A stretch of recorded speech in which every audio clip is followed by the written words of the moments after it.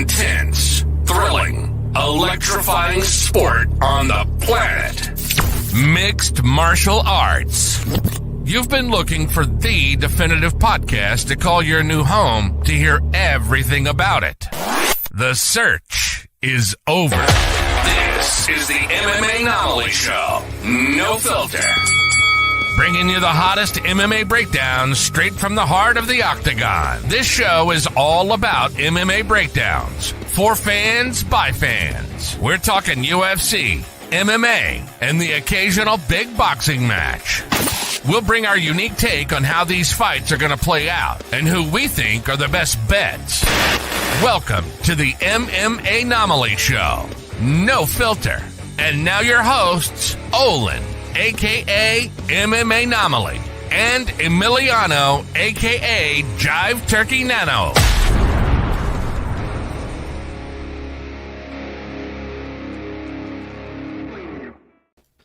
What is up, fight fans? Welcome back to another episode of the MMAnomaly Show, No Filter. I'm your host, Olin, a.k.a. MMAnomaly, and with me here lately, as usual, we have the co-host, MadMaxMeridian. How we doing, man? Oh, I'm doing good, brother. I appreciate you having me. It's good to be in here, trading some knowledge with you, and you know, around somebody knowledgeable. I miss Nano, though. I feel like we haven't seen that dude in a while. Gonna have to send a search and rescue party to make sure this guy's still alive at this point, man. I'm getting worried. Yeah. Sending out some kind of signal or something. We're gonna have to call him back up or a search party. It's in the works. We'll figure it out. Yeah, I mean, I know he'll show up around football season for sure, no matter what. Sounds about right. He's gonna hear the sounds like. Yeah, there it is. That's awesome. But until then, you know, he's nowhere to be seen. So, I digress, though. You were doing the most this weekend, man. How was UFC St. Louis in person? Dude, it was what's up, Tyson? Appreciate you dropping in the chat. What's it was up, good, Tico man. Tech? It the was, Kanye goatee. Is that what this is? Is that as long as you like it, I'll take it. Hey, it's a good goatee to be styling after. You just gotta have that kind of money now too. Oh boy, that's the next step, I guess. Yeah, it's the next logical step there. It's a small leap, no big deal. But no, man, St. Louis was great. It was awesome. I obviously did way too much screaming. It's 3 days later, and I'm still a little hoarse here, so apologies on the voice. But the seats were great. It was like one of the only. Me and my buddy were texting about this. It may be the only live event I've ever been to where literally every single person around us was as cool as could be. Everyone was cool as shit. No fighting, no arguing, none of that. Like everybody was like high-fiving and going nuts. And obviously the event was a lot better this time than the last one. So it was awesome, man. I was glad to be able to make it and have a good time. It was good. Dude, hell yeah. Love to hear that. Absolutely love to hear that around here, man. Yeah. We love it when one of our own has a great time. And, dude, you went to a UFC event. It should always be a great time, right? So, with that being said, we have a hell of a fight card to break down. And I think some definite ramifications to go along with them. So, starting off at the very bottom of the card, we had Veronica Hardy, formerly Veronica Macedo, coming in against JJ Aldrich. I'm going to let you take the lead on this one. Because, I mean, I don't have a ton to say other than it went exactly as I think I laid it out last week whenever we broke it down. Yep, I would agree. I think we were both pretty on the Hardy train here, just with her ability and having that mind, you know, Dan Hardy at home. It's got to account for something. It was wild seeing Dan Hardy that close. I kind of felt bad. He almost got more attention than Veronica did when, like, he was going by the fans and everything. They were mobbing him, and it was just like, oh, Veronica, high five, good fight, and then just jumping on Dan. But as far as the fight goes itself, you were spot on the money. We were both saying she's got the technical advantage. A little bit, I don't want to say it was a lackluster fight. It was actually an okay scrap. It just wasn't maybe the most technically, like, advanced fighters out there. You were kind of seeing some sloppy moments, some kind of weird exchanges, stuff like that, where you're just like, oof, girls, we got a little bit of work to do. But we both took Hardy, so that was, you know, good money there. If you took her in the money line, I was saying maybe play the old decision hedges that generally seems to pan out, you know, on these women fights here, at least at the lower levels. especially 3-rounders. Once you throw in an extra 2 at a championship fight, it gets a little more iffy, but these lower ones, you can generally scoop up some money on that, which that was a whole conversation. These guys next to me were live betting during the fights, and I kept both women's fight. I was like, hey, boys, you guys ought to try this decision hedge that I always do. And they didn't do it either fight, and then we're just like looking at me. I'm like, sorry, boys. But it was a good scrap, man. It was a good scrap. They got after it. Need a little bit of work, but Veronica, I'm pretty high on her still, especially again having Dan Hardy at home. Like, I think she's going to develop maybe more quickly than other women's fighters might. And that was my main takeaway. JJ Aldrich, I sent you the video of it when she was walking right in front of us. Her team either was way behind her or not there, and she was walking to the back by herself, which was just like head down, defeated, walking by herself. I was like, damn, dude, this It's a sad thing to see. Yeah, Like, reminiscent of pull at the Anthony heartstrings. Johnson when his whole corner walked out on him. Yeah, very weird. Pulled at the heartstrings. But what was your takeaway here? I mean, honestly, I don't think I learned anything new, if I'm being real with you. I think I called it pretty fair and well in last week's episode. I thought Hardy was going to be at least one step ahead of her opponent throughout the entirety of the fight, and she was. She remained one step ahead of her.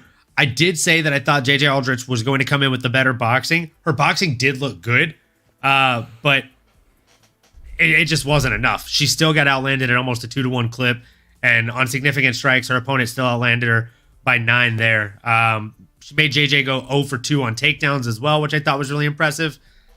Again, I don't think I really learned anything other than it's really nice to have one of the greatest minds in MMA living with you and training with you and helping you and in your corner, and like really truly backing you up in totality. So yeah, I mean, nothing new learned here. Curious to hear if you have a name on the tip of your tongue for Veronica Hardy for what's next. I don't have like any specific person. I just hope that my main goal here is like, let's slow and steady. She showed that she still, in my opinion, has quite a bit of work to do. And if they, just off name value alone, if they try to throw her in there with some of these grittier chicks in the division, like a Amanda Hebos or something like that, I honestly think some of those girls would tear her up at this point. So I just, no specific names, but I do want slow and steady. Let's kind of slow her down a little bit, give her someone just out of the top 15 and go that route, but no specific names. What about you? So I have kind of a tangible name here. So I think she should go against the loser of Viviane Araújo versus Jasmine. Personally, I think that would be a really, really fun matchup. Also, it's a great excuse to use that button. Yep. Big fan of Jasmine. And also a big fan of Viviane Araújo. Honestly, sad I didn't think to get a soundbite of Viviane Araújo saying her last name. I thought that probably would have been a fun one. Next time, baby. But yeah, the loser of that fight, again, the loser of Viviane Araújo versus Jasmine, I think matches up really, really well against her. And again, you said someone right outside of the top 15. Loser of that fight, with how much movement there typically is in the women's flyweight division, will probably end up being right around there. So yeah, give me that one. I think that is a fun matchup. Moving into the next one, we had St. Louis's own Charles Energy Johnson coming in there against Jake Hadley. I heard a lot of argument all week coming in that Jake Hadley this, Jake Hadley that. Jake Hadley is going to come out there and beat him up. He's a better striker, blah, blah, blah, blah. Don't give a fuck, okay? St. Louis, stand up for your boy. He got it done. He made Jake Hadley miss not 1, not 2, not 3, not 5, not 6, not 7, not 8, not 9, 11 takedowns. He went 0 for 11 on takedowns, did Jake Hadley. Landed 50 of 130 attempted strikes, while his opponent landed 88 of 188 attempted strikes. Just to do the math for you, that's a 46% clip versus a 38% clip. Oh, and when it comes to significant strikes, it was 70 to 48 as well. So Charles Energy Johnson proved if you don't put him in there against someone whose last name rhymes with Amadov, dude is probably going to do fucking work, okay? And that's exactly what he did out there. He put on for his city, on for his city. And, you know, I hope he got a fucking standing ovation. If not, all I got to say is St. Louis. Where are you? because your boy got it fucking done out there. What were your thoughts? Tell us how that experience was live. Man, you don't have to worry about St. Louis showing out for their people. I don't know. Did you watch any of the post-fight presser at all with Dana?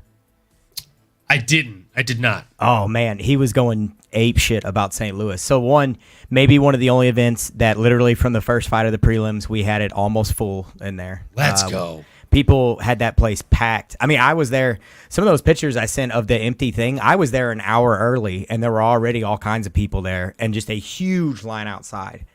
Two of his boys though that were wearing his gear, and like he has like these team jackets that everybody was wearing. That's it said like Skullet Gang on the back and all this. They were one row in front of us and like 3 seats over. So I was, when he wins, we're all slapping hands and screaming and everything else. As far as how the fight went itself, this was one I was not super confident on, but I was relatively sure Charles Johnson was the better fighter here, given just his past performances, the fact that he doesn't fade. And one of the things I touched on was Jake Hadley. Well, I think he has a lot of power and he has a lot of physical gifts. He just seems spastic to me and very reactive. And like a lot of these like feints and stuff that he's throwing, it's like he has seen other people do it, so he does it, but it's not like he knows why he's doing it, is kind of the impression I was getting in what I touched on last week. So we took Charles Johnson here at plus 120, and then by decision was plus 220. So you kind of doubled up there. I figured he probably wouldn't finish Jake Hadley. That dude's durable.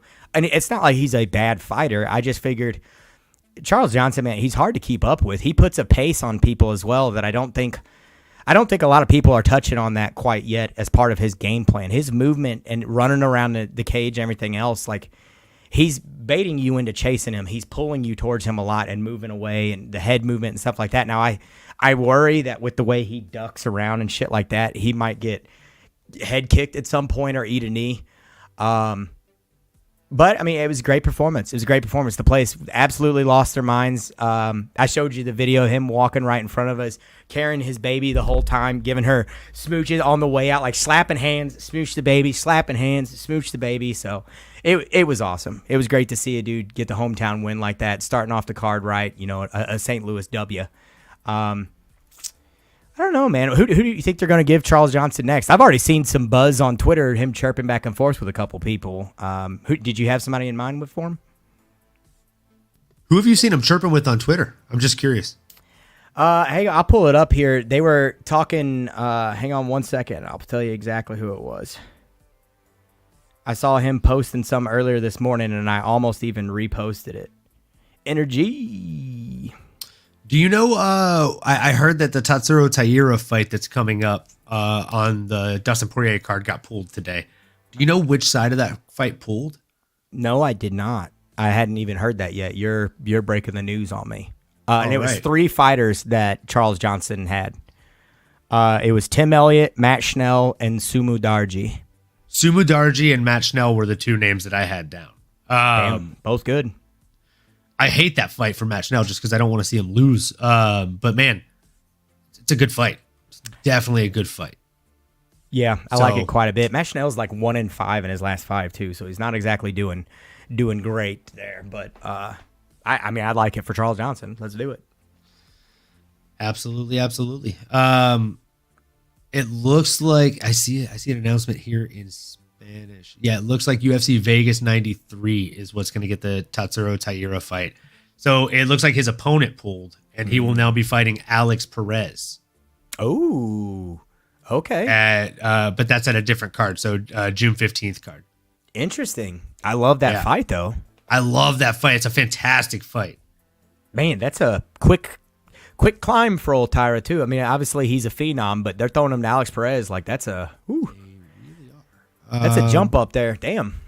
Interesting that he was supposed to fight Joshua Van, and now Joshua Van is on that same card fighting Tagirul and Bekov. That's weird. That's really Maybe weird. Is this fake news? This is on 2 different things. This is so odd. Alex Perez versus Tatsuro Taira now expected to headline UFC event in June. Yeah. Wow. And Tagir was scheduled to fight Alex Perez. So they literally swapped them. They swapped their opponents around. Weird. So it's the Kevin Holland and Hamzat situation. Yeah, like playing musical chairs with their opponents. Yeah. Very they just like that matchup better or something. That's a strange mix-up there. I mean, that's a big jump for Tatsuro. Incredibly big jump for Tatsuro in competition here. So, I don't know, man. But yeah, I think Matt Schnell is a pretty good name for our guy here in question. But I digress. Like I said, I don't love that for my guy Matt. It'd be a really, really fun slobber knocker of a match. Now, this next fight, we have a bit of an elephant in the room to address. I know, we know, you all know what we're talking about here. Billy Ray Goff coming in against Trey Waters. You know, I had Trey Waters. He had like a fucking small child worth of reach advantage on old boy Billy Ray Goff. But I digress. Billy Ray Goff, I'm not even going to talk about this first. I want you to go first. Do you think the judges made a mistake here? Were you in favor of Trey Waters? What were your thoughts on this one? I also picked Trey Waters given his stats and his past performances. It's one that so watching it live is obviously way different than also watching it at home on your TV. But I can tell you, being there live and watching it, when it was going to the decision, I had fully written off that bet as a loss. I was just like, okay, well, we lost that one. Maybe we'll get some more tonight. I mean, he outlanded him in total strikes, outlanded him in significant strikes. He only got one of his 12 takedowns, but it's better than 0 of 1. Now, there was like a standing guillotine kind of like front headlock choke that old Trey Waters had locked up at one point that actually looked relatively nasty for a minute. I think if he was more fresh, that may have been a potential finish there. But also, given old Billy Ray Goff's build, how kind of tanky he is and everything, those dudes don't generally tap to like neck cranks and shit. That's kind of one that I'm a little resilient to as well, just kind of a shorter build with like a kind of stockier neck and stuff. It's just hard to get those guys to tap to things like that unless you really have it spot on exactly where it needs to be. So, I mean, good performances by both guys. Trey actually left a little bit to be desired, given his cardio. He kind of seemed dead on his feet basically after about the first round. There was still some head movement, some slipping of the punches, a little bit of countering here and there, but it seemed largely reactive and like he was basically operating on fumes throughout the last 2/3 of that fight. So not sure I can say I agree with the decision. It went my way because I picked Trey Waters, so it's like whatever, I'll take the money, but I don't necessarily know that I agree with it, which maybe that says something more than somebody who picked Billy Ray Goff. I picked the opposite guy, and I'm saying he won, so maybe that says something. What was your takeaway? Go ahead. Well, I also picked Trey Waters. I thought the reach, I thought the size, I thought the way that he's fought in the past, I thought everything was just a recipe for disaster for Billy Ray Goff to maybe eat a knee walking in on him. But that simply wasn't the case. As you stated, couldn't have said it better myself. He outlanded him on total strikes, outlanded him on significant strikes. Yeah, he went 1 for 12 on takedowns, landing at an 8.3% clip. But he also, I mean, like you said, that's better than going 0 for 1 on takedowns. So, I mean, I scored this watching it on TV for Billy Goff. I thought Billy Ray Goff did just enough to get the win here. I was confused with the judges' scorecard at best. So, not going to play matchmaker for somebody that I don't think got the win. Good on them for getting fight of the night. I do think they deserve that money. Happy they got it. But again, not going to play matchmaker for him. Moving into the next one. Oh man, you have a shot poured up or what? I literally was reaching for it when you asked. Baby. Let's go, baby. But as you know, on this show, we never let a man drink alone. So I'm gonna go ahead and pour one up as well, because we're here to talk about Tisha Pennington, formerly Tisha Torres, coming in against Baby Shark, doing the goddamn thing on Saturday. Man. Tabitha Ricci. I love watching this girl fight. I feel like she's so fun and just gritty. And I don't know, man. It's just her style is just fun to watch, in my opinion. So she outlanded her opponent by just a little bit, right? 94-92. Went 1 for 10 on takedowns. It was a razor thin fight. She needed the last one here. And for you, Tisha, cheers.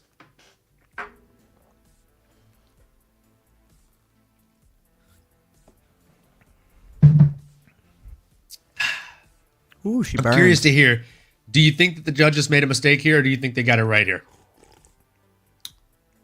No, this was one I thought they did get this one right when I was going to the Same. decision. And again, I had the opposite person. The fact that it was a split, though, was like, well, damn. I don't know, anytime I see that type of stuff, I instantly think I'm wrong. And I'm just like, oh, well, shit.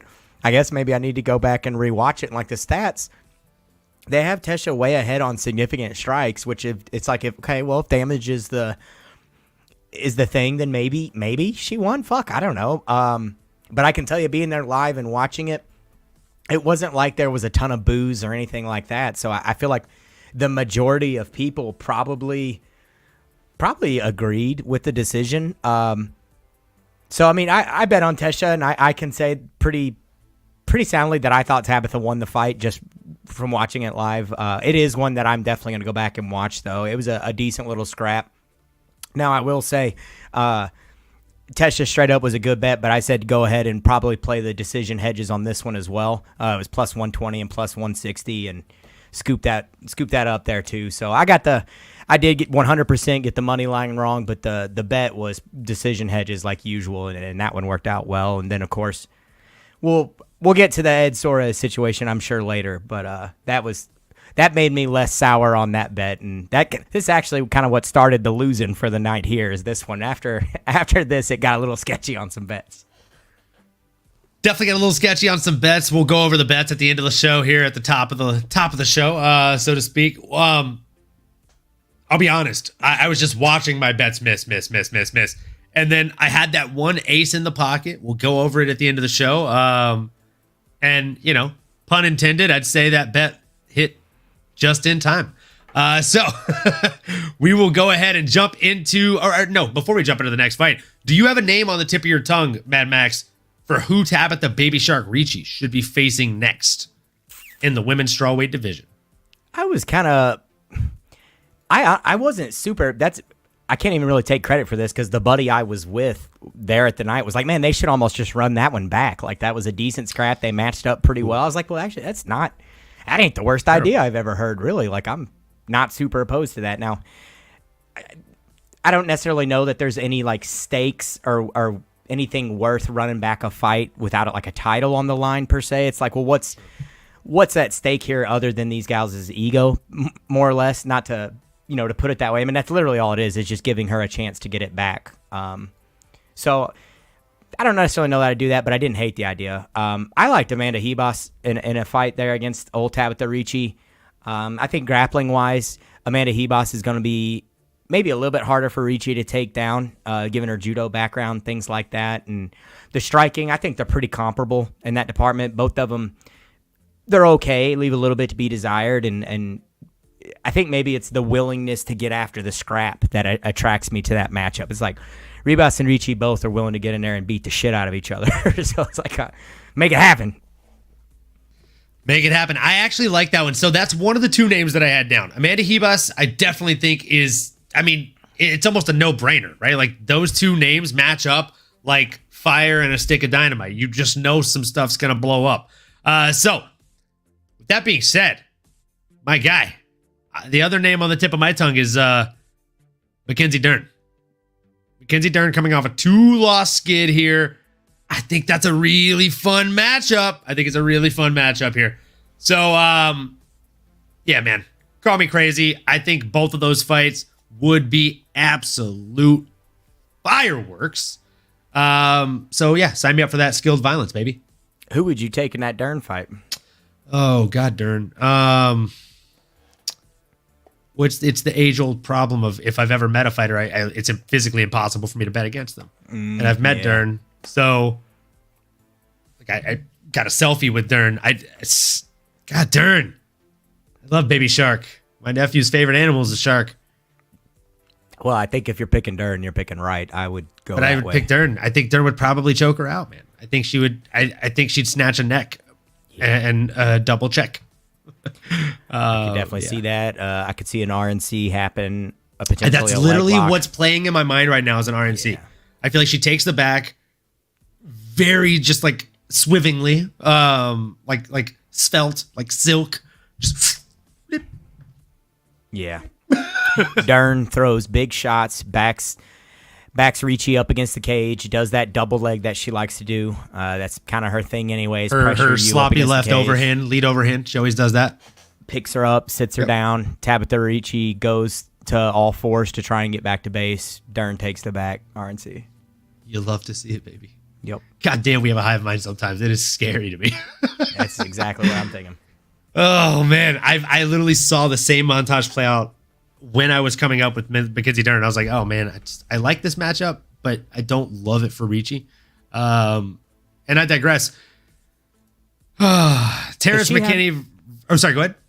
Sorry, I was just going to ask if Dern had anything scheduled. Do you know? She does not. She does not. So not to my knowledge. Then. Perfect. Yeah, she has nothing on the books. I think it's a great matchup for her. Yeah. So yeah, sign me up, as Conor McGregor says. Guys, moving into the next fight, Terrence McKinney coming in against Esteban Ribovic. Yeah, that's the sound effect right there. Oh, Esteban. He went out there and got it done. Man, that leg came up just as sharp as that guitar tune does. My guy, what were your thoughts seeing that? And I got to ask, because I know that, like, having seen the Dominic Cruz knockout live, rest in peace. I know that sound in person, it hits very different, right? What, like, just go through the motions. What happened? Dude, it was nuts. Everybody was rooting for Terrence anyway. The amount of USA chants throughout the night was just, I mean, it was remarkable, and I gotta say, it kind of made me proud. I feel like that's something that's maybe not been. People always talk about that American fans will support people from other countries before they will support their own fighters, and I can say firsthand, I did not experience every single time someone was fighting an American throughout the night. There was a bare minimum of probably 3 USA chants. So that, I mean, it was just going nuts. Terrence McKinney, you know, being the city that we're at and everything else, that people were rooting for him for that.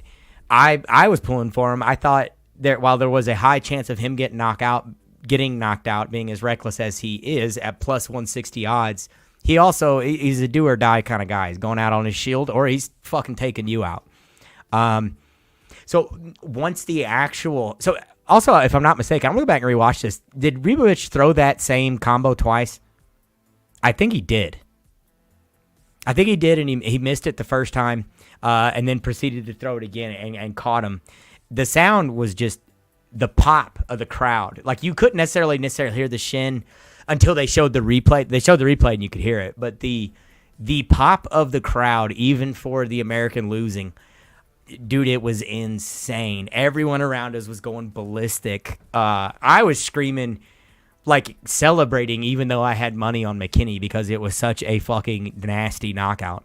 The way McKinney fell up against the cage and was like almost like sitting up with his like arm in his lap and shit was just, dude, it was nasty. I feel bad for the kid. He's been on the receiving end of some nasty knockouts time and time again, and he's almost got like an Overeem type thing to him where it's just like he may go out there and beat the ever-loving shit out of somebody and look like a world beater, or someone might find his chin and proceed to give him one of the nastiest knockouts in the sport and become a highlight. It's just like, man, I hate that he kind of goes out like that because I feel like he has the physical abilities to fight better than he does, because he just does some goofy shit. But case in point, being there live, it was absolutely insane. Even for it not being the American guy who won, the crowd was going ballistic, just nuts, man. It was awesome.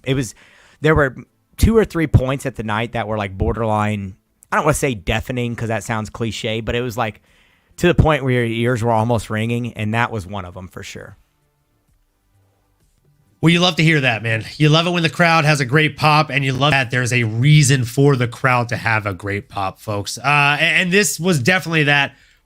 Just not even a full minute into round one, guys. We're talking about 37 seconds into the very first round.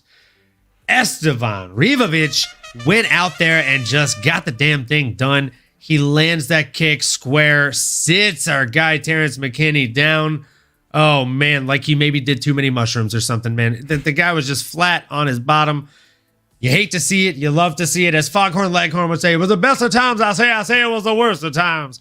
There was no reason for a USA chant there in that moment, guys. But they're definitely worth throughout the night, though. So we'll get into that, guys. Do you have a name on the tip of your tongue for the young man, Esteban Ribovic?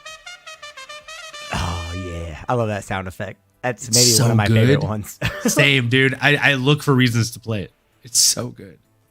So, as you probably have gathered by this point in time, I'm often a fan of catching guys on the way down for names on the way up. One of them that I think is kind of... I got two names, but one in particular I think would maybe be a more fun matchup. I like Bobby Green. He's right there on the cusp of 15 of the top 15. Stylistically, I think they match up very fun, and I think Esteban might catch Terrence the same way he caught Bobby Green, given the way Bobby Green fights with his hands down, etc. And then the other name I thought, now I don't know that they would do this matchup. It seems like RDA is a little more, he's going after kind of the bigger names nowadays, kind of like the legacy type fights. So I don't know that he's going to expose his name like that. But if anybody's going to do it, old RDA would. He'd take the fight, put him through his paces, give him the old vet treatment. But I like the Bobby Green matchup better. Who would you like for him next? I swear to you, I kid you not, you're going to think I'm fucking with you. I have the same exact two names written down. I have RDA and Bobby Green, and I have Bobby Green circled. I like Bobby Green. That's the one I like, but the one I think will take the fight is RDA, because RDA never says no. I don't like the RDA fight nearly as much. I'll be completely honest with you, bud. But I gotta be real. Yep. Bobby Green one is juicy as fuck, bro. It is juicy. Agreed. It is juicy, bro. Like, who would you pick in that RDA one, you think?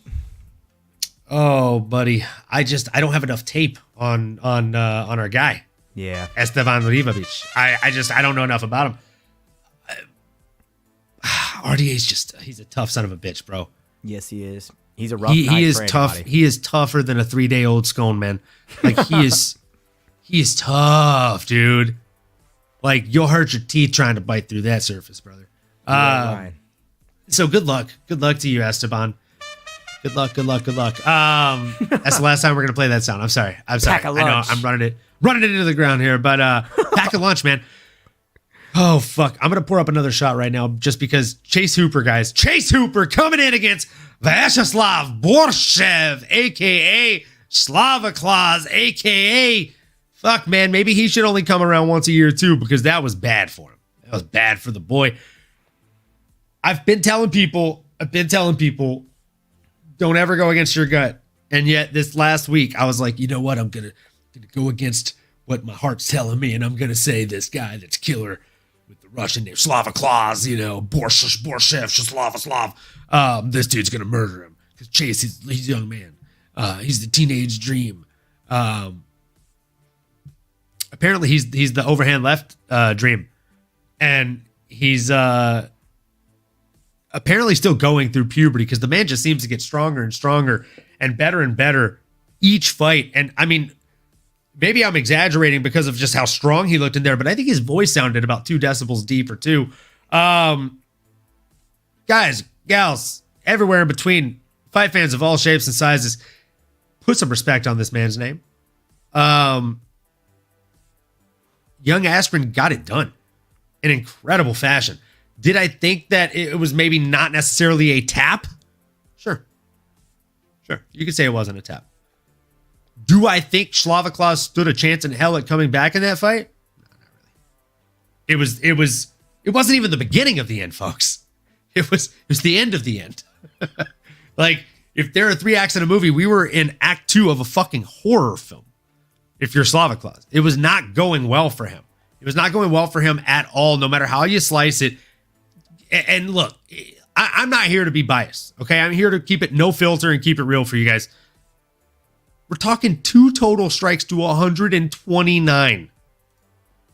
If you don't think the ref was doing his job and saving a young man out there, then literally fuck yourself. Maybe go watch baseball because you don't understand what you're watching here. 2 to 129 and 2 to 62 on significant strikes. Guy didn't get a single takedown, was getting chain submission attempted on him. Like it was not going well for our young man, Slava Claus. No matter what Uriah Faber had to say to him in the corner, there was no coming back from this. Mad Max, break it down on a grappling side and break it down on a cage side. Cage side, baby. Was this Keith Peterson? I think it was, wasn't it? No nonsense, Pete Peterson. Pete Peterson's. He was too busy ripping cigs and he smells like shots. cigarettes and whiskey, baby. So yeah, exactly. That joke was made with the crew around me about 7 times. I got to touch again on the crew around me. Every single person around us was like making jokes. They were all knowledgeable fans. It seemed like all of them were probably within 5 years of my age also. So we were all like it just was great. It was like I went with my buddies or something. This was, man. So one, of course, I agree with you 100%. That was not a tap. That was not a tap.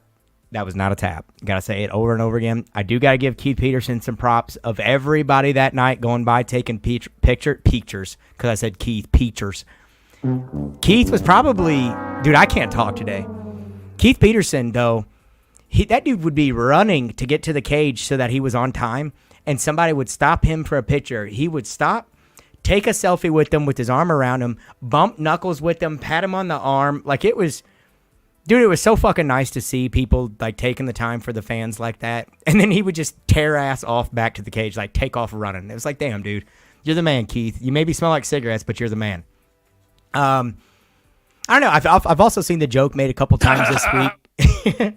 That's how I'm laughing right now. I sound like I smoke fucking 20 cigs a day. I've seen a couple people make the joke that maybe Keith Peterson had money on Vyacheslav, Santa Claus, or Slava Claus, whatever the fuck his name is. Santa Claus? Dude, I'm all fucked up today.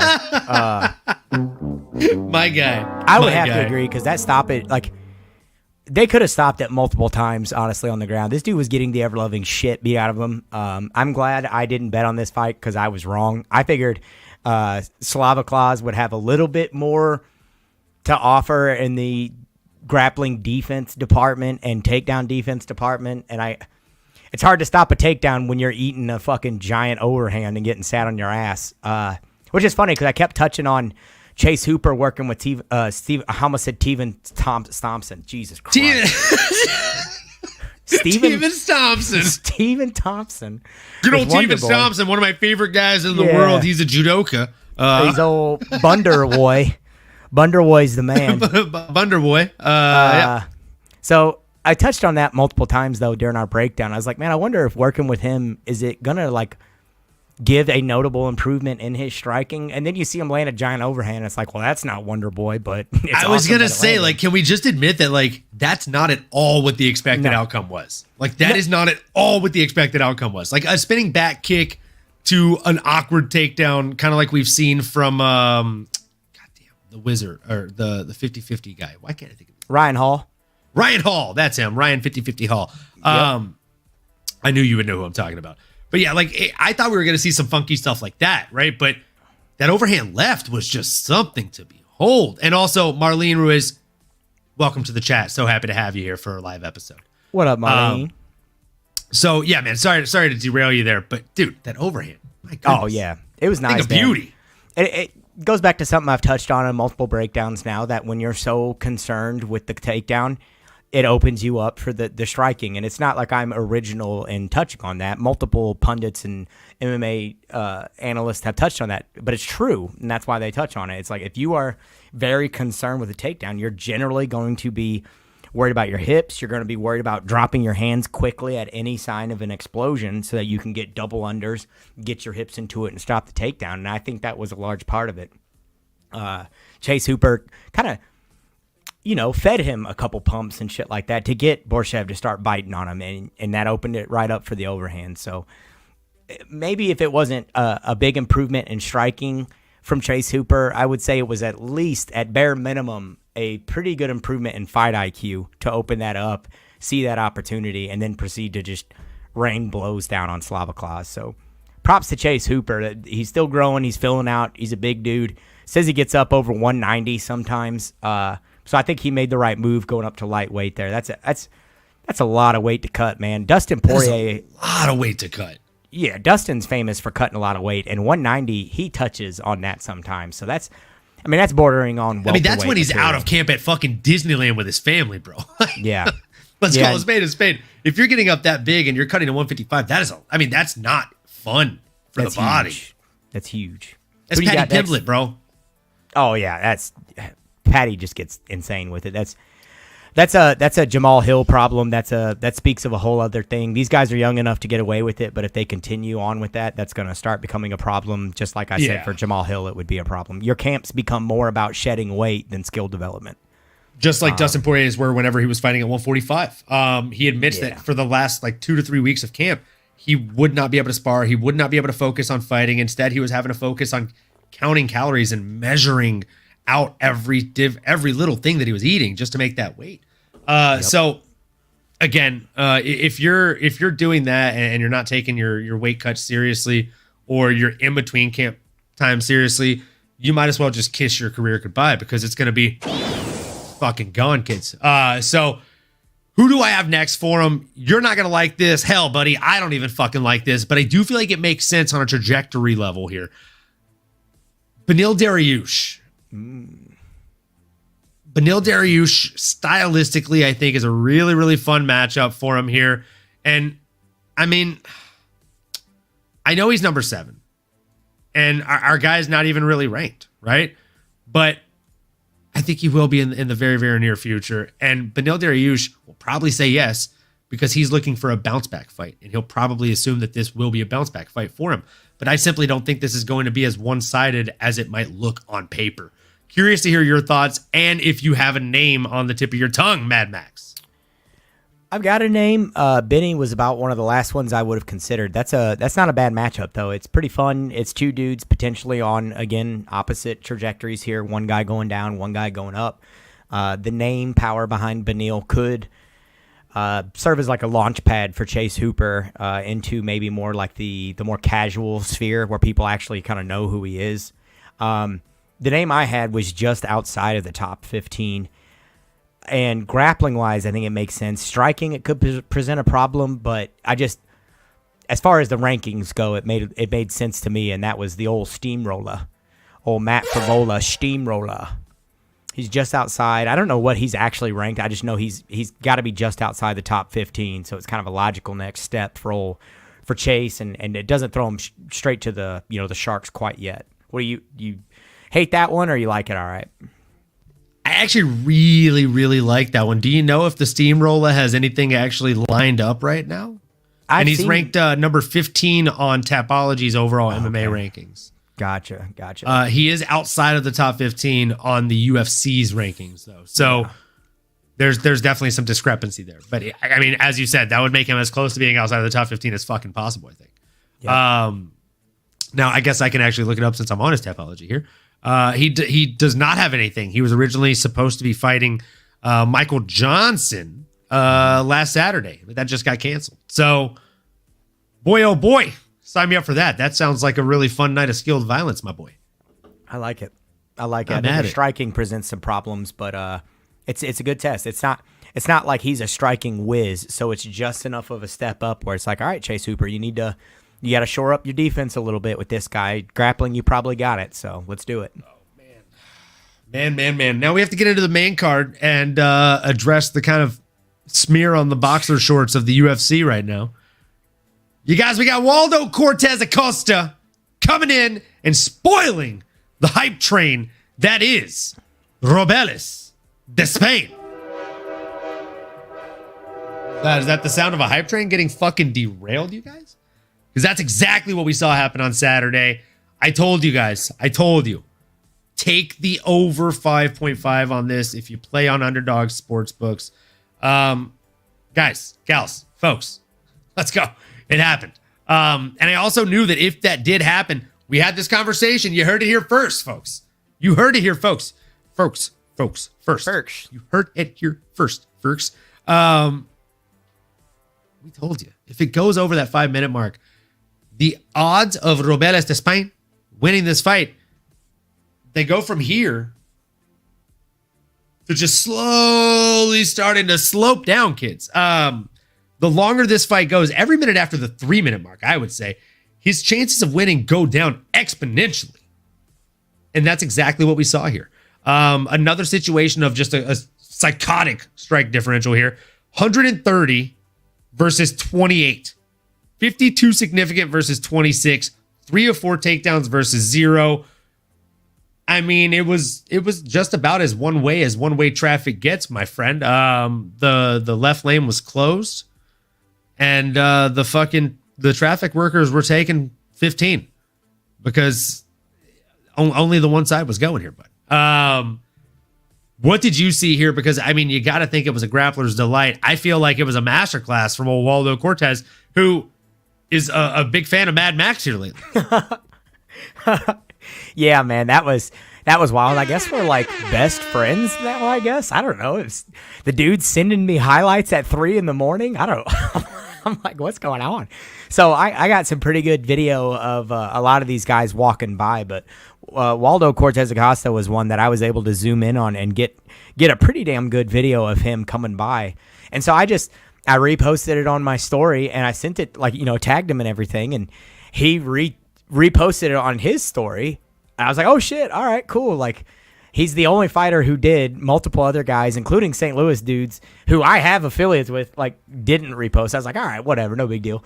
But Waldo hooked me up. I was like, damn, all right. So then I wake up this morning and I've got a message at like 3 a.m. from Waldo Cortez Acosta where he sends me another highlight of the fight. And I'm like, well, hell yeah. So I reposted and I sent him the videos of him walking backstage and Robeles walking backstage. And, I told him about the kids next to us that bet on him, or on Robeles. There was a kid right next to me. I say kid, he was well into his 20s. Told me before the fight and showed me he had $4,000 on Robeles de Spain. And I told him, kiss that money goodbye after the fight. I felt terrible, but we were all in like a good mood, so it was funny. But then, of course, he sends me another message. Thank, brother. I'm like, fuck yeah, dude. Me and Waldo Cortez Acosta are tight, apparently. As far as the fight itself, I was a little bummed out because St. Louis was booing him pretty hard because it was not just a knockdown, drag-out slugfest.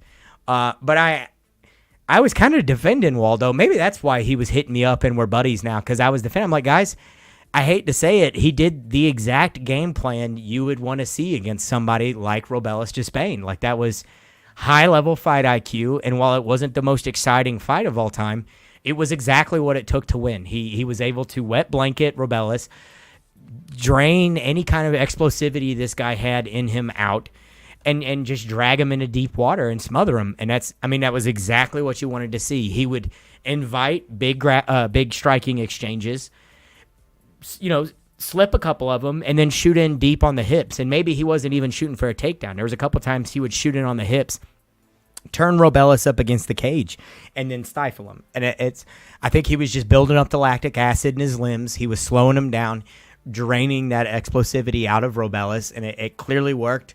There was quite a bit of I guess we'll say, exposure going on in Despain's grappling or lack thereof. He had basically nothing to offer on the ground. No recovering ability, no sound defensive tactics. There was multiple points where he was almost getting Kimura'd from half guard, which is just like, brother, you can't be doing that shit in the UFC, man. You can't be doing that. And he was grimacing. There was a point he literally, I think, lifted his hand to tap, and had Acosta seen that, he would have gotten the finish. He looked very close to tapping. I know exactly when you're talking about. Yeah, this is from half guard, brother. Like, you can't be doing this shit, man. Not from half guard. This is shit that I do in the gym, playing around. You're in the with UFC, people. doggy. Yeah, you can't be doing that. So good for Acosta. That's my buddy. So I'll probably hit him up for some tickets on his next fight since we're tight now, and I'm repping Acosta for life. Dominican Republic. He's the Dominican Dominator as far as I'm concerned. That's his new nickname. We're tight. Good for him. I knew he was going to win all along, even though I bet on Robellis and lost money.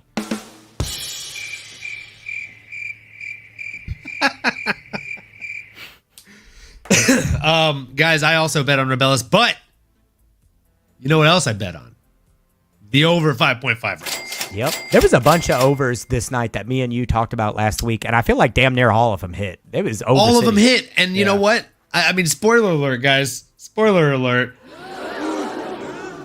That's my bet that actually cashed. It was the overtime overs here, baby. We'll go through it. But I digress. We have more fights to cover here. So, moving into the next one, or, before we move into the next one, I'm so sorry. What's next? Waldo Cortez Acosta. Mad Max, what is next for the young man, your best friend?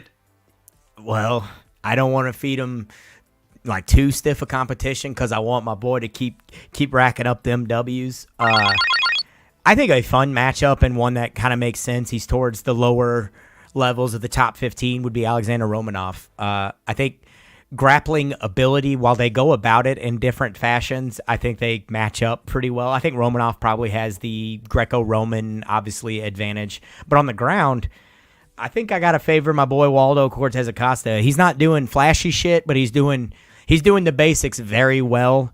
And that shit will get you a lot of W's, especially against the guy who gasses as hard as Romanov. Who do you got in mind for him next?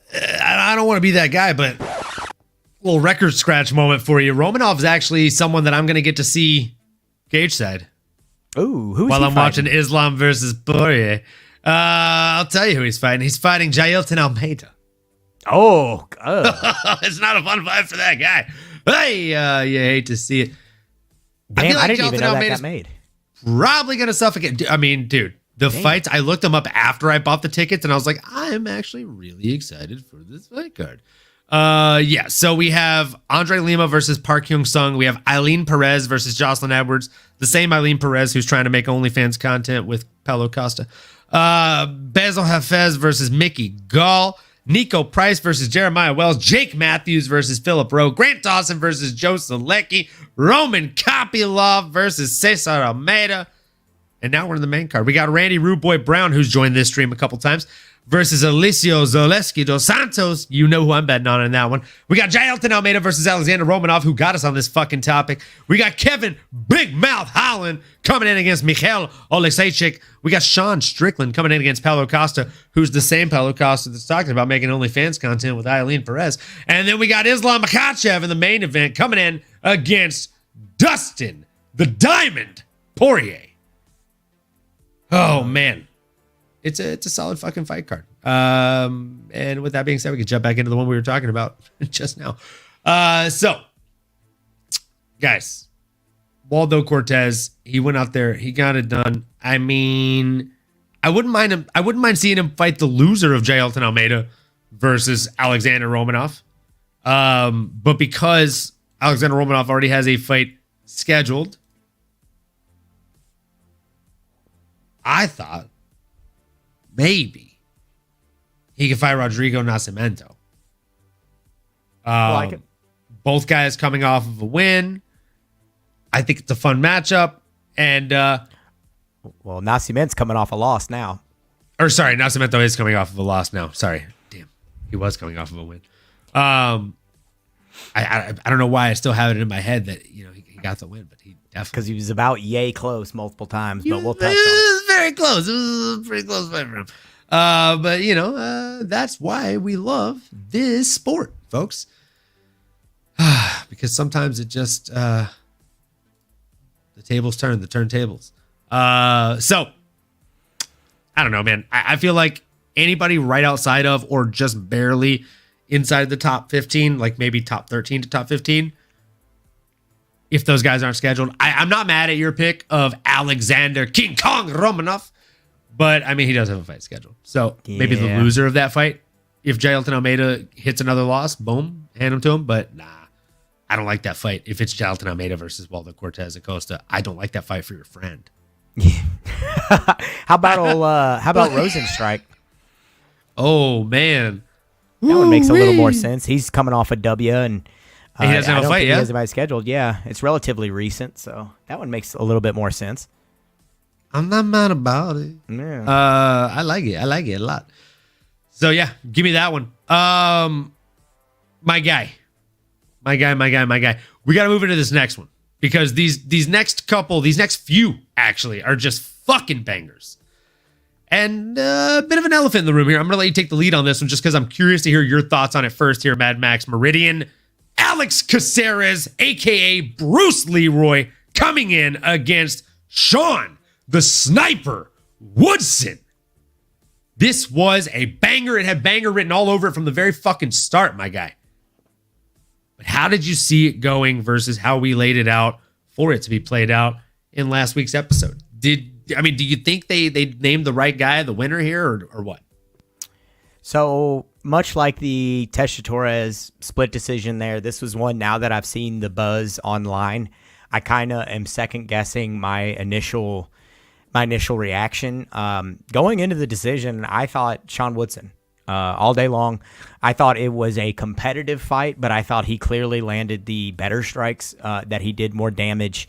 And that a lot of the shit that they were giving Caceres credit for landing, a lot of it I didn't think was actually landing all that clean. I thought Sean Woodson was moving with a lot of it, covering up through quite a bit of it.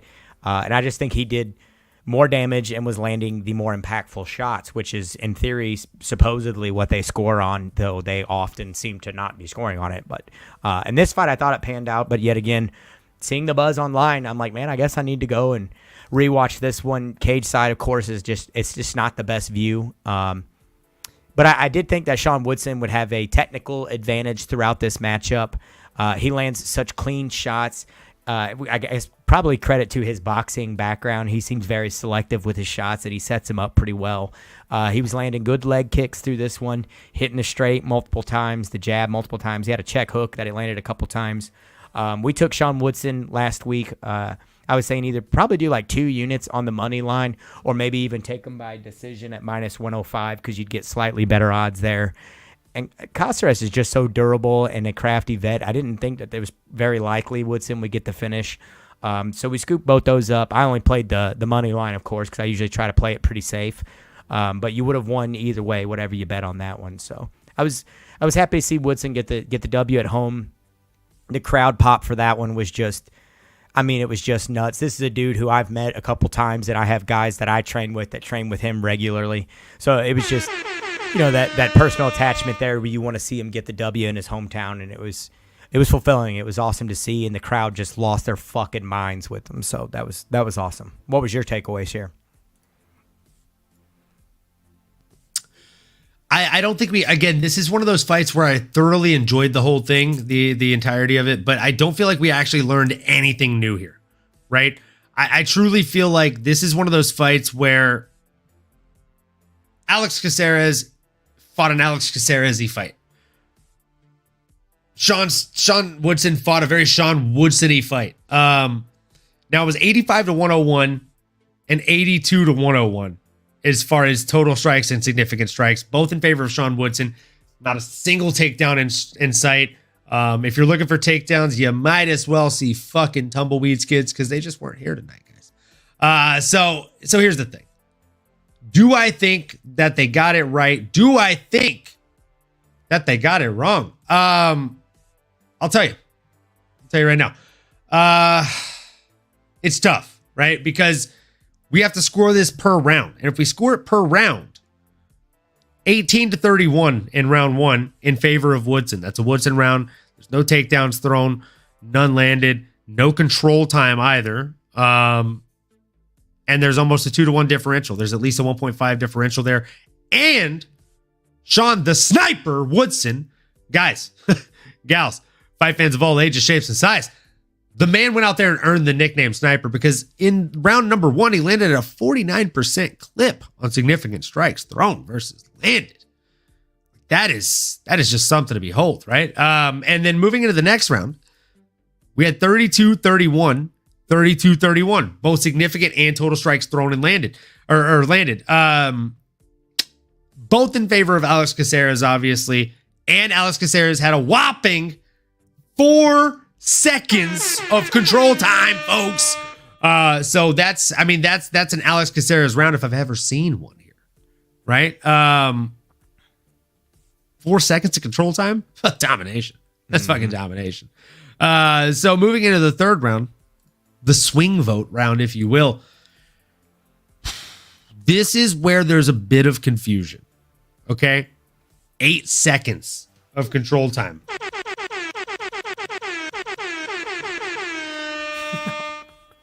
8 seconds. 8 whole seconds of control time, folks. Against 0. Fuck, I mean, that's one-way traffic. Am I right? Yeah, 8 seconds crazy. Out of 5 minutes. Sheesh. 35 to 39 on total strikes landed. That's pretty close. Yeah, very close. 32 to 39 on significant strikes landed. Now, in this, I mean, significant strikes landed is fairly subjective. I would say a lot subjective, right? So you really have to go to what kind of is the next best stat, in my opinion, which is just total landed. Now, Marlene Ruiz in the chat is asking, what is control time? So control time is anything that ranges from if I get you in a Muay Thai style clinch and I back you into the corner and I'm controlling you against the cage, or if there's a scramble of some sort, I trip you, I sweep you, I end up on top of you. However long I'm on top of you, however long I'm in control of your person, of your body, for that duration of time, that's considered control time. Mad Max, anything to add there? No, I would agree. And it's another one of those weird things that is kind of a little subjective. There's a little bit of a gray area. It's just like the damage. It's just like the significant strikes. It's like just because, you know, Olin lands a huge straight right hand and it hurts me, that's a significant strike. I land a head kick and he, you know, is dropped. That's both significant strikes. And it's like, well, which one? They're going to score them 1-1, but which one is actually more impactful? So it's kind of a weird gray area, but that's more or less what it means. It's just like dominant position where you are effectively in control of where the fight's taking place, and dictating that kind of imposed will, if you will. Will, if you will. Yeah. Imposed will brand. Got to give them a rep. Imposed will for life. Gotta do it. So Marlene Ruiz originally asked the question, and gotcha. Thanks for the info. Thank you for the question. We really appreciate it. Seriously. Good question. Thank you for being in here. Thanks for the question. Like, we hope that this show attracts not only the veteran viewers, but also the new coming viewers for mixed martial arts. And any and all questions are welcome in this show. I mean, it's no filter for a reason, guys. We have no filter. And when it comes to questions, there's no filter there either. So ask any and all things, all the things. So yeah, going back to this, I do think the right person won. I've heard a lot of people pushing back, saying that Alex Caceres won this fight, though. I mean, okay, I was going to say, have you heard that? It's all over the place online, all over Twitter and shit. It is. You know what I think it is? So, and I'm just going to call a spade here, guys. I truly think that it's leg work does not get the same attention that body work gets in mixed martial arts. I wholeheartedly believe that. And as somebody that's been there for both, like there are times that I'm like, I really miss sparring. And then I'm like, do you remember what it feels like to eat a really good leg kick? It sticks with you. So like body shots, I always tell people I'd rather eat 10 shots to the chin than one good shot to the liver. And that's just a fact. That is a fucking fact. Because I can fake it for at least the first like 5 to 7. I've got a good poker face with the face shots, you know? But with a liver shot, I don't care how good you are mentally, it will shut your shit down. I'm sure you understand what I'm talking about if you've ever been hit by a good liver shot, Mad Max. Like, those liver shots are just disturbing. But I digress. If you've ever been hit by a disgustingly good calf kick, or even just a really good planted leg kick, it doesn't feel good. If you've ever played a good old-fashioned game of dead leg when you were a preteen, imagine that, but with the force of a fucking baseball bat, because that's what a well-placed leg kick feels like. It deadens your entire leg. And the difference between that and a body shot is, if you hit me with your best body shot, I will probably go down. You will win that round. You might even win that fucking like match. That's fine. Tomorrow, I'm fine. I'm eating lunch. Everything's okay. That's a fact. But if you hit me with a really nasty leg kick and you hit 23 of those, or let's see, how many did this fucking guy, Sean Woodson, hit? Right? Sean Woodson hit 21 fucking leg kicks of 27 thrown, by the way. That's a hell of a fucking accuracy clip, right? So if I hit 21 leg kicks, let me tell you, you're walking funny for 2 to 3 weeks. It doesn't feel good the way you're planting on that leg. Nothing about it feels good. So let's see what Marlene said here in the chat. Maybe off topic, but I've heard hitting someone between the 4th and 5th intercostal space in the ribs can be deadly. I could be wrong. You're not wrong. So the low spots in the ribs, so these bottom 4 ribs, mainly the bottom like 2 to 3, are the easiest to break, I would say. Mad Max, correct me if I'm wrong here. But again, from what I've been taught, those are the easiest ribs to break. So that's why when you do these like low body hooks or like shovel hooks to the body, you want to really rip them in and dig. What, dude? You want to dig in? You want to break that shit, bro? No, I'm laughing at Tyson because he's had only about 1 million rib injuries. Oh, broke them suckers. Tyson Facts. played some semi-pro ball, was a quarterback his entire life, pretty high-level athlete himself, and has had about 1 million injuries. And I'm also thinking back to his brother. He's got a twin brother who went snowboarding and fucked his ribs up too, from what I recall, and broke them. But to Marlene's comment here, the whole it can be deadly. That's one of those. I mean, deadly is a it stretch. can be deadly in the way that literally any strike could, in theory, be deadly. But in my mind, that's one of those things where it's like, you know, in second and third grade, you're like, you know, if you palm thrust somebody in the nose, you can jam their cartilage up in their brain and kill them. And it's like, yeah, I mean, I guess in theory you could probably do that. You will never actually do that, so it's not even really worth worrying about. Is it physically possible? Sure, I'm sure it's physically possible. It's also possible to take a fucking head kick to the melon and have your skull crush in. It's like, yeah, it's physically possible. We have seen MVP do that. Is it likely, though? Well, yeah, and even that guy didn't die, and he's fought again. So it's like, is it likely? Nah. It's not something really worth worrying about, but it's probably physically possible, sure. Absolutely, man. It's always physically possible that something deadly could happen in a fight, right? Far less likely in an MMA fight than in a boxing fight due to the standing 10 count rule, but we won't go into that. Moving into what we think should be next for our winner, the sniper. Man, St. Louis got it done again. My guy MadMaxMeridian, tell us what should be next for the guy that got the win. And Sean Woodson. Everything rhymes. I know he was calling out Bryce Mitchell, but Bryce Mitchell said there's something already scheduled, apparently, that he found out from his manager. The matchup, to me, that makes sense, though, and I've seen him calling out for a fight because his mother's car got stolen, apparently, is old Dan Ige. He said he's got to buy his mama a new car. That's been a whole recent thing, got stolen out of her work parking lot. So I think that matched up, it kind of makes sense. They're both in relatively similar spots in their career. Dan Ige, in my mind, has had a little bit of a resurgence here. He's kind of putting it together here with having a kid and everything like that. So I think it just makes sense as far as the ranking goes. They match up pretty well. Different styles, so I would like to see how they clash. Both of them pretty heavy strikers. I just think they go about it in different ways. Sean Woodson being the sniper and Dan Ige kind of loading up for the big shots. He sets them up well. I'd like to see it. What do you think? You got anybody in mind? Man, I'm not mad at the Dan Ige match, if I'm being completely honest. I think featherweight is one of those divisions that is sneakily stacked. It is a snack of a division, if I'm being honest with you. Than featherweights, snack size. No, just all jokes aside. I do think the Dan Ige fight makes a lot of sense, right? But I also thought Diego Lopez or Sadiq Youssef make a lot of sense as well. Right there at the teeter of the top 15. And I think those would just be really fun matchups, man. Like, you got Diego. Where are you? Yeah. Lopez coming in there. And then you got Super Sadiq Yusuf.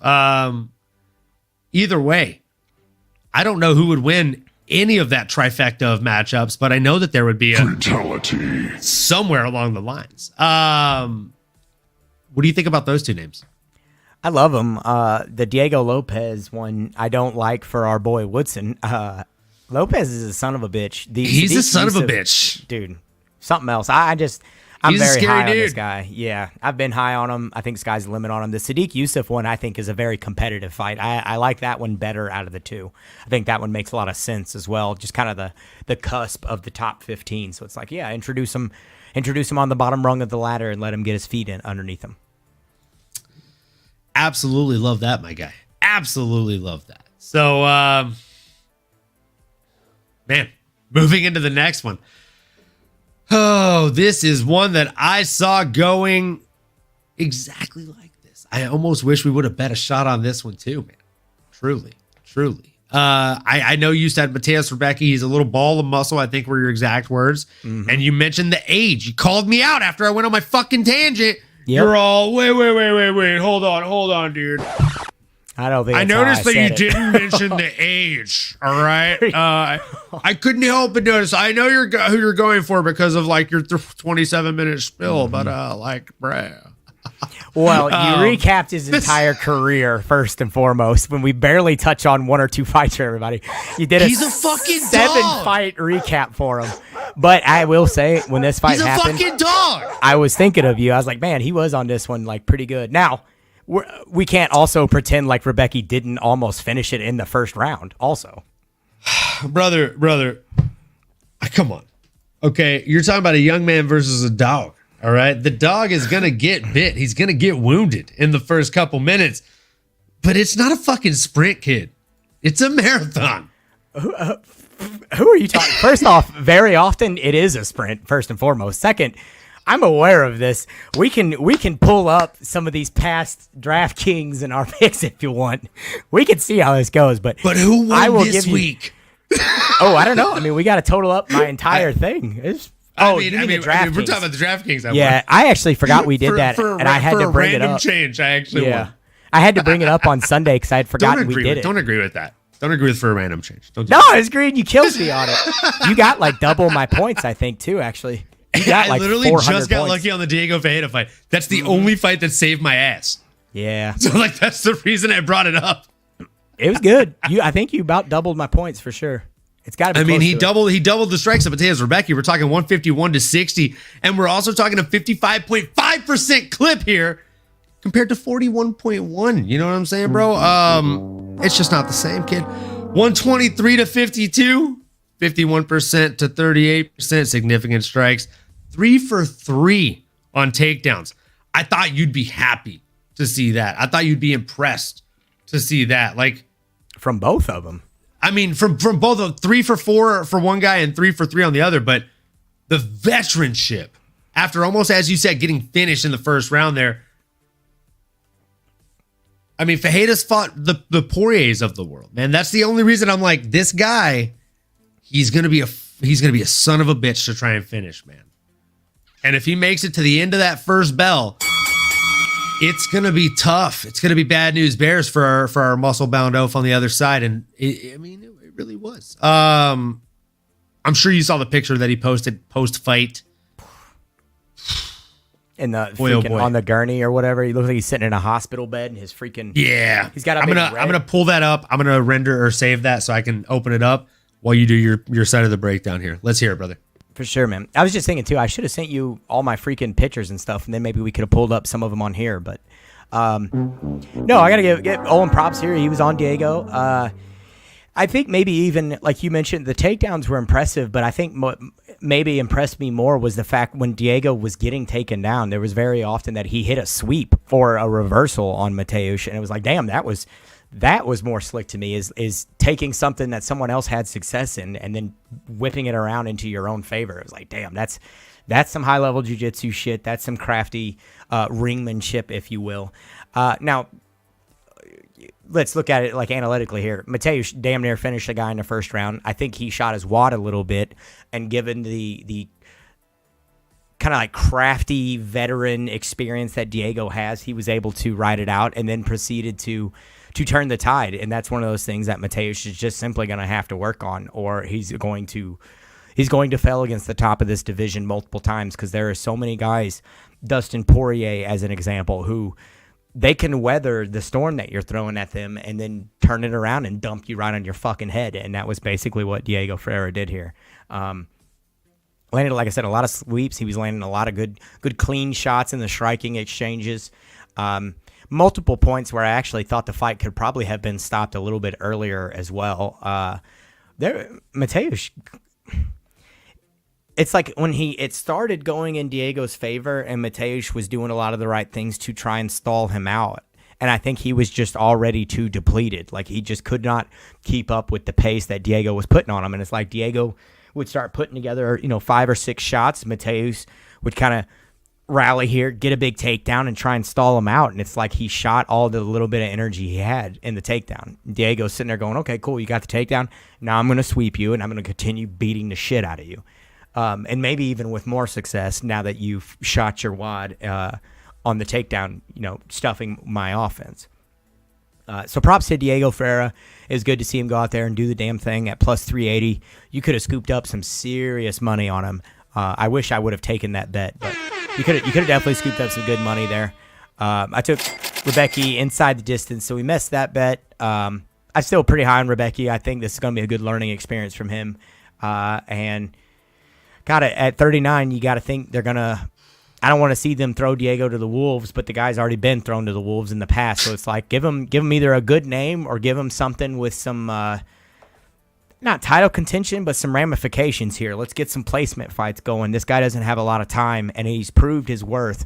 So let's fucking treat him right.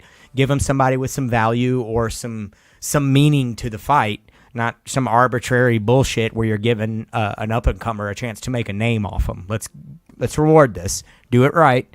Doesn't mean they're going to, but that's kind of my take on it. So to save me from going too damn long, that's it on this one, man. No such thing as going too long, man. I appreciate everything that you put in, man. Great breakdown, and we appreciate you, bro. So give it up for MadMaxMeridian if you don't already follow him. Make sure you give him a follow on Twitch and Twitter and all the places. So jumping into my breakdown here.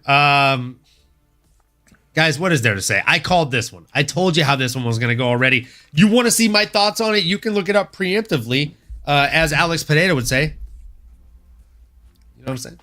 A little bit of that. Look it up last week.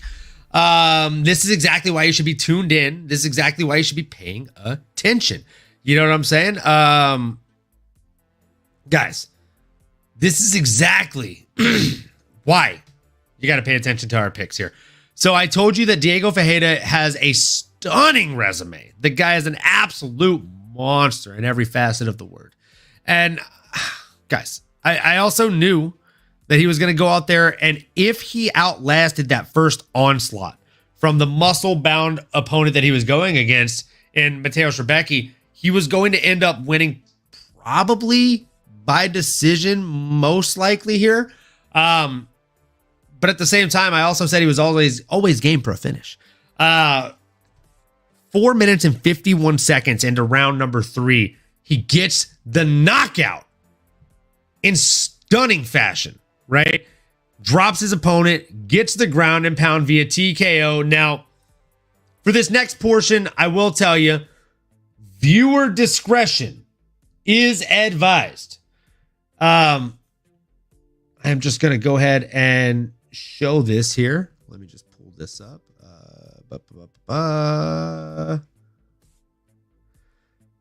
Actually, no. I'm going to wait to pull it up until Mad Max gets back here so that way he can break this down with me. And look at that. The fucking timing is just impeccable. There he is. Yeah. Boom. So we are going to go ahead and pull up this picture here so we can break down what this young man looks like. Just not that long later. This is just the same night, a couple hours after the fight. This is what Mateusz Rebecki looked like, folks. God. Obviously not the most pleasant sight. Again, viewer discretion is advised. I mean, he just ate an absolute licking, tried to keep on ticking. But, you know, there's only so much he could do, right? The ground and pound finish happened. I mean, this looks like just a vision of Jesus Christ here. This is bad. But I will say, I digress. Let me just go ahead and show you guys real quickly what he looks like yesterday. Oh, so shit. he's, already quite a bit of more recovery there. Obviously, the lip split open still a little bit. Eyes still have quite a bit of swelling. Nose is slightly crooked. You know, your boy can attest to that. No great feeling there. But could be much worse. Yeah, I hadn't seen that picture yet. He looks like Gaethje a little bit there. Yeah, a little bit. Yeah. I mean, he's healed significantly when it comes to things. So, yeah. Absolutely love it. You love to see it, man. Dude was a really, really game opponent, but he just went in there against a veteran, an absolute veteran. So, just like you said, he's in the lightweight division. What's next for him? You don't want to feed him to the wolves, but at the same time, he's already been fed to the wolves, right? This is who I would actually rather see fight a Bobby Green. I think that would be a really, really fun matchup. I think both guys are kind of at the same leg of their career, so to speak. So curious to hear what your thoughts are on that one. I think it makes sense logically. This is who I liked RDA better against. I thought that would How be a funny, good, dude. Yeah, so fun matchup. Both of them make a lot of sense. Or if you want to do the younger guy on the way up against the older guy on the way down, give him Benny Saint-Denis. You could do that one too if you want. Old Benoit. I haven't. Benny Saint-Denis. Yeah, have they given him anybody next after the Poirier beatdown or no? What's that? Have they scheduled him up against anybody yet? I didn't see anything announced for old Benoit. They're giving him some time off, right? They're giving him some time off, yeah. Yeah, so could give him the old Diego Ferreira. See how he fares against another crafty vet, another savvy dude. Another savvy vet, you know what I'm saying? I'm not mad about it. I am not mad about it. Who would you take in that Bobby Green matchup? Oh, man. That's tough. I'd almost have to go Diego after this freaking I was going to weekend. say, I kind of think Diego is the one I'm leaning towards in this one, if I'm being honest with you. I think he's more technically sound. Yeah. I think he's definitely more technically sound. I like it. The striking is there. The grappling is just so well-rounded for him, man. And we saw it on full display there. I think we all saw it on full display there. So, yeah. Give me that all day. I love that Bobby Green matchup. Yeah, just sign me the fuck up for that one, man. Moving into the next one, we have Carlos Ulberg coming in against Alonzo Atomic Menifield. Holy shit, Mad Max. Yeah. All we needed was 12 seconds. I mean, the last time I needed 12 seconds for something, I was probably 13 years old. You know what I'm saying? Exactly. That was so fast. It was hard to even get excited. And then it was over, buddy. Did we learn anything here other than people are silly? And they're like, I think I'm just going to try and rush him like the last 6 guys did. Maybe I'll be different. Yeah, maybe we learned that the hype is real. That's about it. He's got the fucking death touch, bro. Yeah. Third fastest in light heavyweight history, I think. Third fastest in light heavyweight history. God. Who has first? Is it Jimmo? Ryan Jimmo? Oh, it's got to be, right? Let me look that up while you give your breakdown. He had it for the longest time. Now, I don't know necessarily that he still does, but I couldn't think what would be, because I heard them say third. Now, I, for the life of me, couldn't think of another one. It's just Ryan Jimmo is number 1. James Irvin versus Houston Alexander is number 2. And Carlos Ulberg versus Alonzo Menifield is number 3. I don't even remember that James Irving one. I'm going to have to look that up. When was that? That was an 8-second KO in 2008. Oh, okay. That's a while ago. That's probably why I don't So that was number 1 until Ryan Jimmo came along and beat Anthony Perosh. Now that one I remember because old Jimmo was the man. Yeah, he was, man. Rest in peace. Yeah, Rest for in real. peace. That guy was definitely the shit. And I mean, that was also in a hell of a card, Faber versus Morale back in 2012. Those Faber Brow fights were nuts. Those were insane. But as far as how the fight goes, like you said, there's not a lot of takeaways here, aside from that maybe the hype is real. Or Olberg kept his composure, selected his shots in the crazy exchange. And it's like, I think everybody kind of thought, or at least saw the writing on the wall, that this fight had potential to be just, fireworks, a barn burner, whatever cliche adjectives or whatever you want to throw at it. But I don't think anybody could have predicted that it would have went down like this. Olberg landed the big shots, put Menifield away relatively soundly, and I don't want to say undisputable, but it's like I know Menifield had a little bit of kind of like a bone to pick there after the fight and was given a little bit of pushback about the stoppage. And it's like, brother, your eyes rolled up into the back of your head bounced off the fucking floor, and then you were eating. Yes, you woke yourself back up, getting punched more. So it's like, what you want to take more punishment because you're going in and out of consciousness instead of just laying there like a corpse? I don't know that that's But then again, you can't also fault the guy for not thinking rationally whenever he just got his fucking brain bounced around the inside of his skull. I was gonna say he literally just got his eggs scrambled, bro. Yeah, so it's like you get it. It's like, okay, but it's a little goofy, but these are two dudes all night being right there on the wall. You're watching fans run down and stand on the wall to slap hands with people. And so it's like, I don't want to be like in anybody's way or anything. I'll let these people get in the way and shit. But as soon as this fight ended, I jumped up and ran over to the wall. I'm like, no, I'm slapping hands with these motherfuckers. And then Menifield walked by, slapped hands with me. I was like, hell yeah, that's awesome. I got video of it. And then old Pat Barry walked by with his crew and literally was just like staring at the floor and like wouldn't slap hands or anything. And as he goes by, I go, Pat Barry, I love you. And he turned around and pointed at me. I was like, hell yeah. And then he just kept walking in the back. And then Olberg came by. And I don't know if you could tell in the video I sent you. If you look, his hands are at his side the entire time. He's not slapping hands with people. And then as he gets to me, I'm screaming, Olberg. He rips up, and my hand's the first one he slaps hands with. And then he gets like two dudes after me and then keeps walking. And I'm just like, like so sweet. That's the best, dude. Dude, it was fucking awesome. I mean, congrats to the guy. It was fucking awesome to see.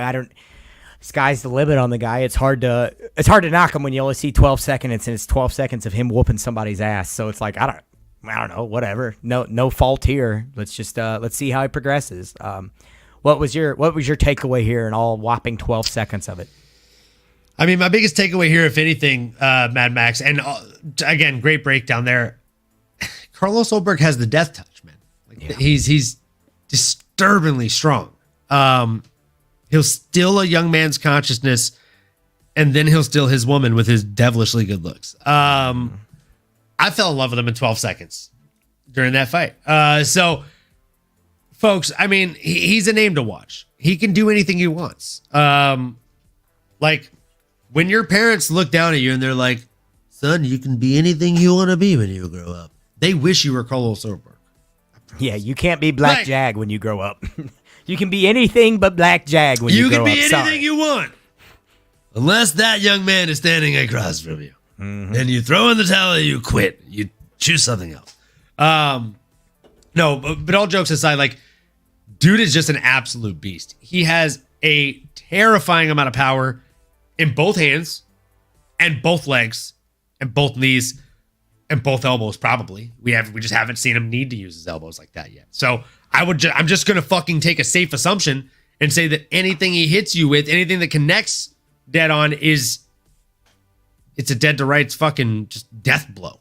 Everything about it has dead in it. I mean, dude fights people like they stole his little sister's bicycle. I mean, there's no other way to put it. Like, he fights like he's angry. But the crazy thing, like, is the second the fight ends, he's back to smiling, being a good dude. Like, yeah, great job, guys. I hope you're doing all right, mate. Let me help you up. But before then, it's like, you're going to fucking die here tonight, boy. Like, it's terrifying. As soon as the cage door closes, a different man emerges. And the second the fight's over, there he is. He's back to being the good guy. So, I mean, he's just a terrifying prospect, right? I don't know what else to say about him. He was not ranked. Now he's ranked number 11 as of today. They got the rankings in pretty quick this week. Thank you, UFC. We appreciate it. You know, I'm just going to fucking come out there, Mad Max, then I'm going to toss it back to you. Give him Johnny Walker. Ooh. Give him Johnny Walker. Why the fuck not, man? Do you have a name? Let's hear it. I had one, but it wasn't Johnny Walker. But now I'm sitting here like, man, I like that one better just for Carlos Olberg. It's fighting up. The guy I was going to suggest is right below him. I was going to say old evil Anthony Smith, Bogdan Guskov. It's one rank down, so it's not like it's really losing anything. But then conversely, it might not be gaining anything. So I'm not opposed to Johnny Walker one. Like, it actually kind of makes sense. And it's fighting up, which I know is what everybody in theory wants to do just for the ranking's sake, even though we all know that they don't necessarily mean anything. Maybe another one up there, Nikita Krylov. I don't hate that one, just taking a look at him. But the Johnny Walker one's fun because of just how reckless Johnny Walker is and his physical.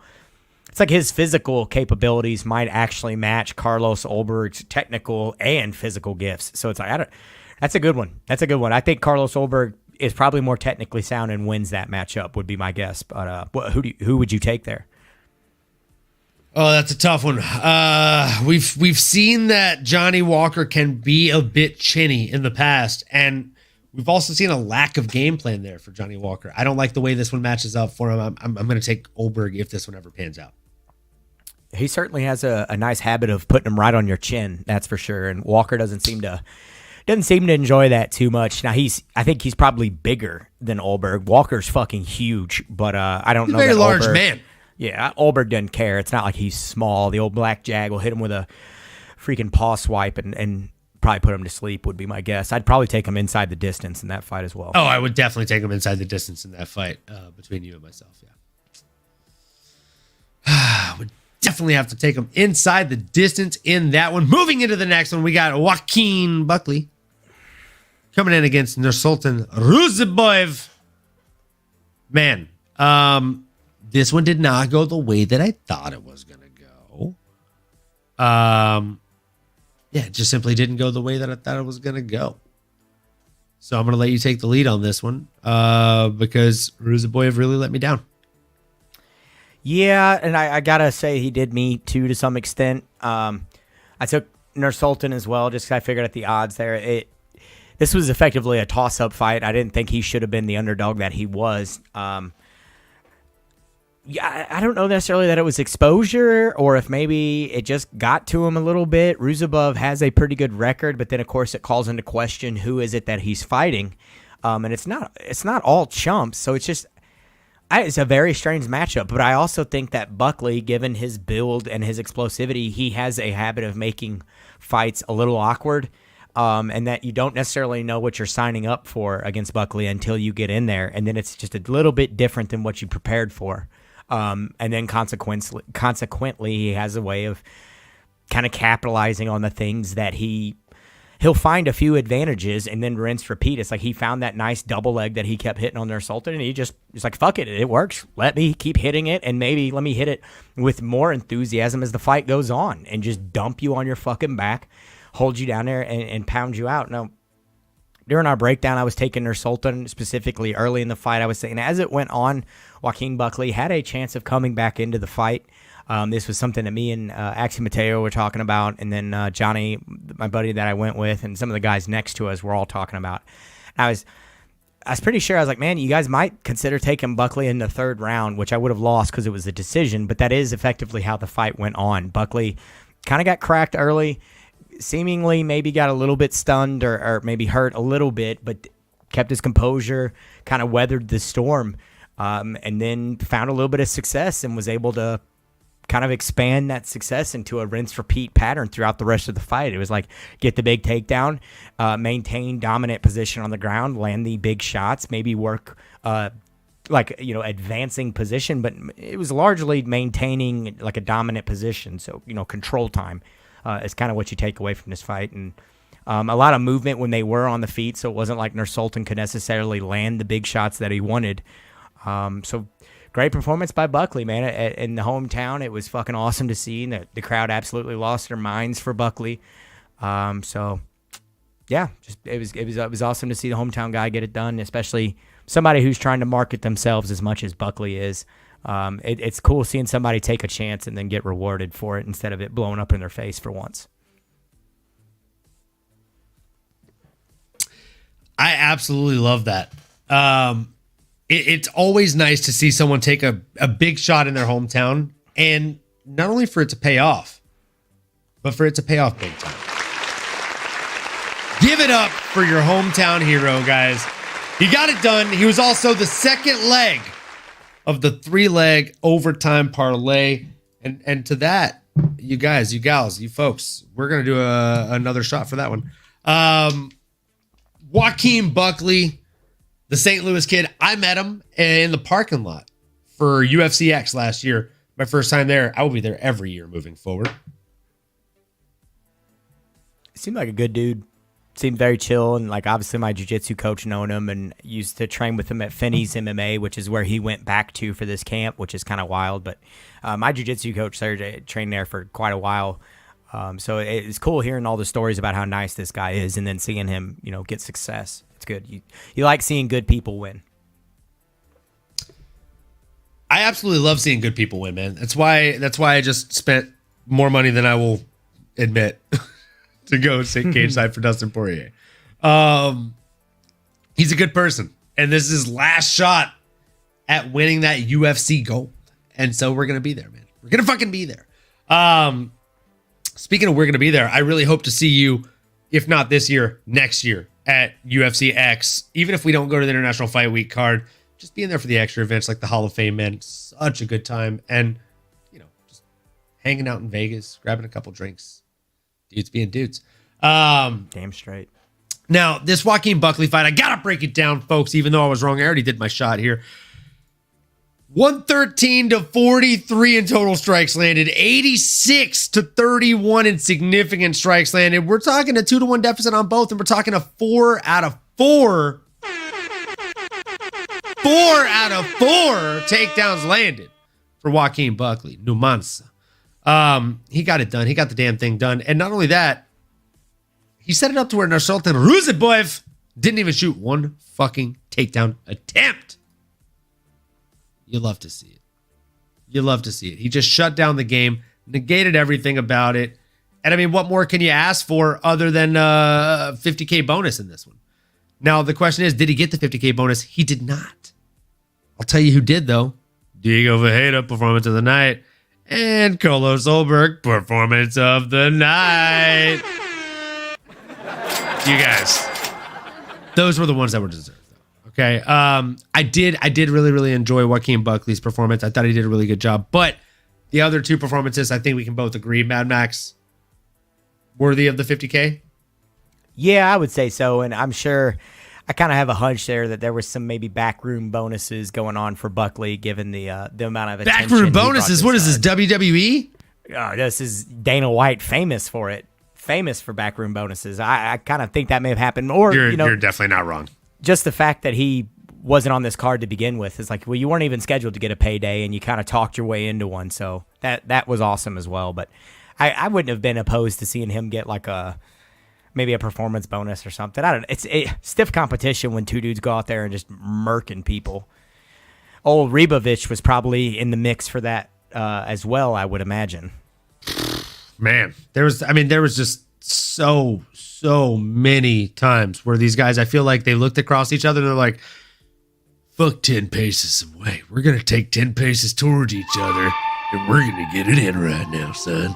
I mean, these folks are going out there and just leaving it all on the line. And I'm so happy you were there to witness it live, my friend, because, I mean, as excited as I was watching it on TV and at times on my tiny little phone screen, I was screaming at the top of my lungs like a fucking child in a candy store, man. I was super stoked. So I can only imagine, my friend. I can only imagine. Going shit. Still paying for it. I know, man. The voice is recovering, but we love to see it. So now, with that being said, Joaquin Buckley, he got it done for St. Louis. He put on for his city. Oh no, for his city. For his city. Do you have a name on the tip of your tongue for the young man? Yeah, and I know it's not necessarily the guy that he wanted. He kind of made a half tongue-in-cheek call out to Conor McGregor, and I know that he knows. He even said as much. Said it probably wasn't a realistic call out. He's just trying to get some attention, and the guy's trying to buzz up some interest in the division and more so in himself and his career. And I think he's going about it the right way. As far as which fight I would like to see him in, I think maybe like a Jeff Neal matchup. Jeff Neal's got good takedown defense, has enough of a threat in the striking department that Joaquin's going to have to be on his P's and Q's. And everybody else at this point, from what I'm aware, is more or less tied up. Or I think it's too much of a jump up. And Jeff Neal to me is the one that's like, I think he might be free. I haven't now. Truth be told here, I haven't bothered researching it. It's just looking at the rankings and seeing what makes sense. But I like Jeff Neal there. What do you got? Jeff Neal, man, that's not a bad name. That's not a bad name at all for the young man. I mean, welterweight is a bit of a stacked division, but I'm sure you've tuned into the show before and you've heard me say that it is kind of the welterweight division where a lot of people would rather just wait around for a title shot than take an actual fight that makes sense. So that being said, all waiting aside, right? Joaquin Buckley is sitting at number 11. I think Sean Brady or Ian Gary make a lot of sense for the young man. I just don't think Ian Gary will take the fight because, again, it's the welterweight division. He will wait for a Colby Covington or a name that is over 37 years of age that he thinks he can beat and has a favorable matchup against. Who do I think he should fight, though? Again, would not be mad against that, but I would rather see him fight Sean Brady, and I'd rather see Ian Gary fight MVP. Interesting matchup there. I know there's a lot of buzz with him and Colby, too. They've been kind of going back and forth for a minute. Yeah, I mean, absolutely, as they should, right? Shit, Buckley against Colby ain't bad. That'd be fun. Ooh-wee. That would be a very interesting press conference. Oh, yeah. And Buckley's not going to sit there and put up with Colby's shit either. He's going to start just jawing back at him. I was going to say, there would be a lot of back and forth in that one, my guy. So, again, before we move on to the main event of the evening, we had Joaquin Buckley. Again, I took him at 8.5 minutes over 8.5 minutes of fight time in this one on the Underdogs app. I also took Robelis Despain, and it wasn't even under 5.5, guys. It was under 4.5. Over 4.5. Too fucking easy. That's candy from a baby here. Coming in against our guy, Waldo Cortez Acosta. Now, with that being said, it's time for us to jump into the main event of the evening, folks. We had Derek, the Black Beast Lewis, coming in against Rodrigo Nascimento. Oh man, Derek Lewis. He went out there and he gave you guys a bit of a scare, but also a bit of a show, right, Bad Max? Oh, 100%. I had fully written off that he was going to lose. I was like, oh man, like we're going to see Black Beast lose. That sucks. Totally wrote him off. But instead, I digress. He came out there and he ended up fucking just rallying. He rode the storm. Glenn Powell's going to star in that new movie Twisters. I'm pretty sure they could have cast Derek Lewis because that dude just fucking survives the storm. Am I right? He absorbed 72 total strikes, 27 of which were significant. And I know 27 is not a high number, but 27 significant strikes from a 265-pound man. Come on, folks. That's a lot of damage. So, he came out there and Vinny Vici, he came, he saw, he conquered. 47 strikes is all it took compared to the 72 he absorbed. 41 of his 47, though, were significant. Even on takedowns landed, 1 for 1 for Rodrigo Nascimento, 1 for 4 for Derek Lewis. But I digress. Not all takedowns are invented the same and created equally here, and neither is what you do with it. But what really mattered was that overhand right that he landed in that final faithful round. He connected very hard, followed it up with a slight barrage there just to get the ref to stop the fight. And that's all she wrote. Mad Max, I know there were scary moments, but did you lose faith? Did you think it was going to end up this way? I 100% lost faith. It's not like there weren't moments of success for Derek Lewis. It's just when you see him repeatedly taken down against a guy who, in theory, is supposed to be supposedly pretty good at Brazilian Jiu-Jitsu, you're like, all right, this may not pan out well. But Derek Lewis did kind of what Derek Lewis does, which is he does this whole just stand up thing, and everybody kind of goes back to that. And I don't think he necessarily gets as much credit as perhaps he should for his jiu-jitsu and for his grappling. And while like his wrestling isn't great, he like keeps it relatively defensively sound on the ground. It's not like he's really giving you a lot to work with, and he's also so bull-necked and like strong and everything else. There's not a lot to work with there. And Rodrigo Nascimento, while he does a lot of good shit, he was also getting cracked in these clinch exchanges. Like they would clinch up, and Derek Lewis would be throwing uppercuts and throwing big overhands around the guard. Like he was landing shots. So it's like you can't say that he wasn't in this fight per se. It's just seeing the takedowns repeatedly and Nascimento kind of working that way. It's like, oh, this isn't great. And you started seeing Derek Lewis slow down a little bit, but in true heavyweight fashion, he survived the storm, and then all he needs is one. Specifically, somebody like Derek Lewis, he literally only needs one punch, and he landed that one punch. Nascimento has probably not. Maybe he's fought people who hit as hard at Derek Lewis, but I kind of doubt it. I don't know that there's many people on earth that hit like Derek Lewis hits. And yeah, I mean, just taking that shot, it clearly affected him, put his lights out. It wasn't like it shut him out 100%, but it sat him down. And then Derek Lewis, maybe one of the better follow-up punchers as well in the UFC. It's like if he sees you hurt, he's going to, just pour it on you until he gets the finish. Much like Dustin Poirier, it's like as soon as there's blood in the water, these dudes just go into I don't even like to call it a frenzy, because a frenzy kind of implies like a reckless nature to it, and they're not super reckless with it. They're just landing shots, and it's like, okay, let's turn up the offense poised and now. Sniper like. They go into a killer instinct mode. It's like the combos in Marvel vs. Capcom or something. Yes. It's like, okay, now he's opening up the 30-hit combo. Let's see if he pulls it off. So, yeah. Combo breaker.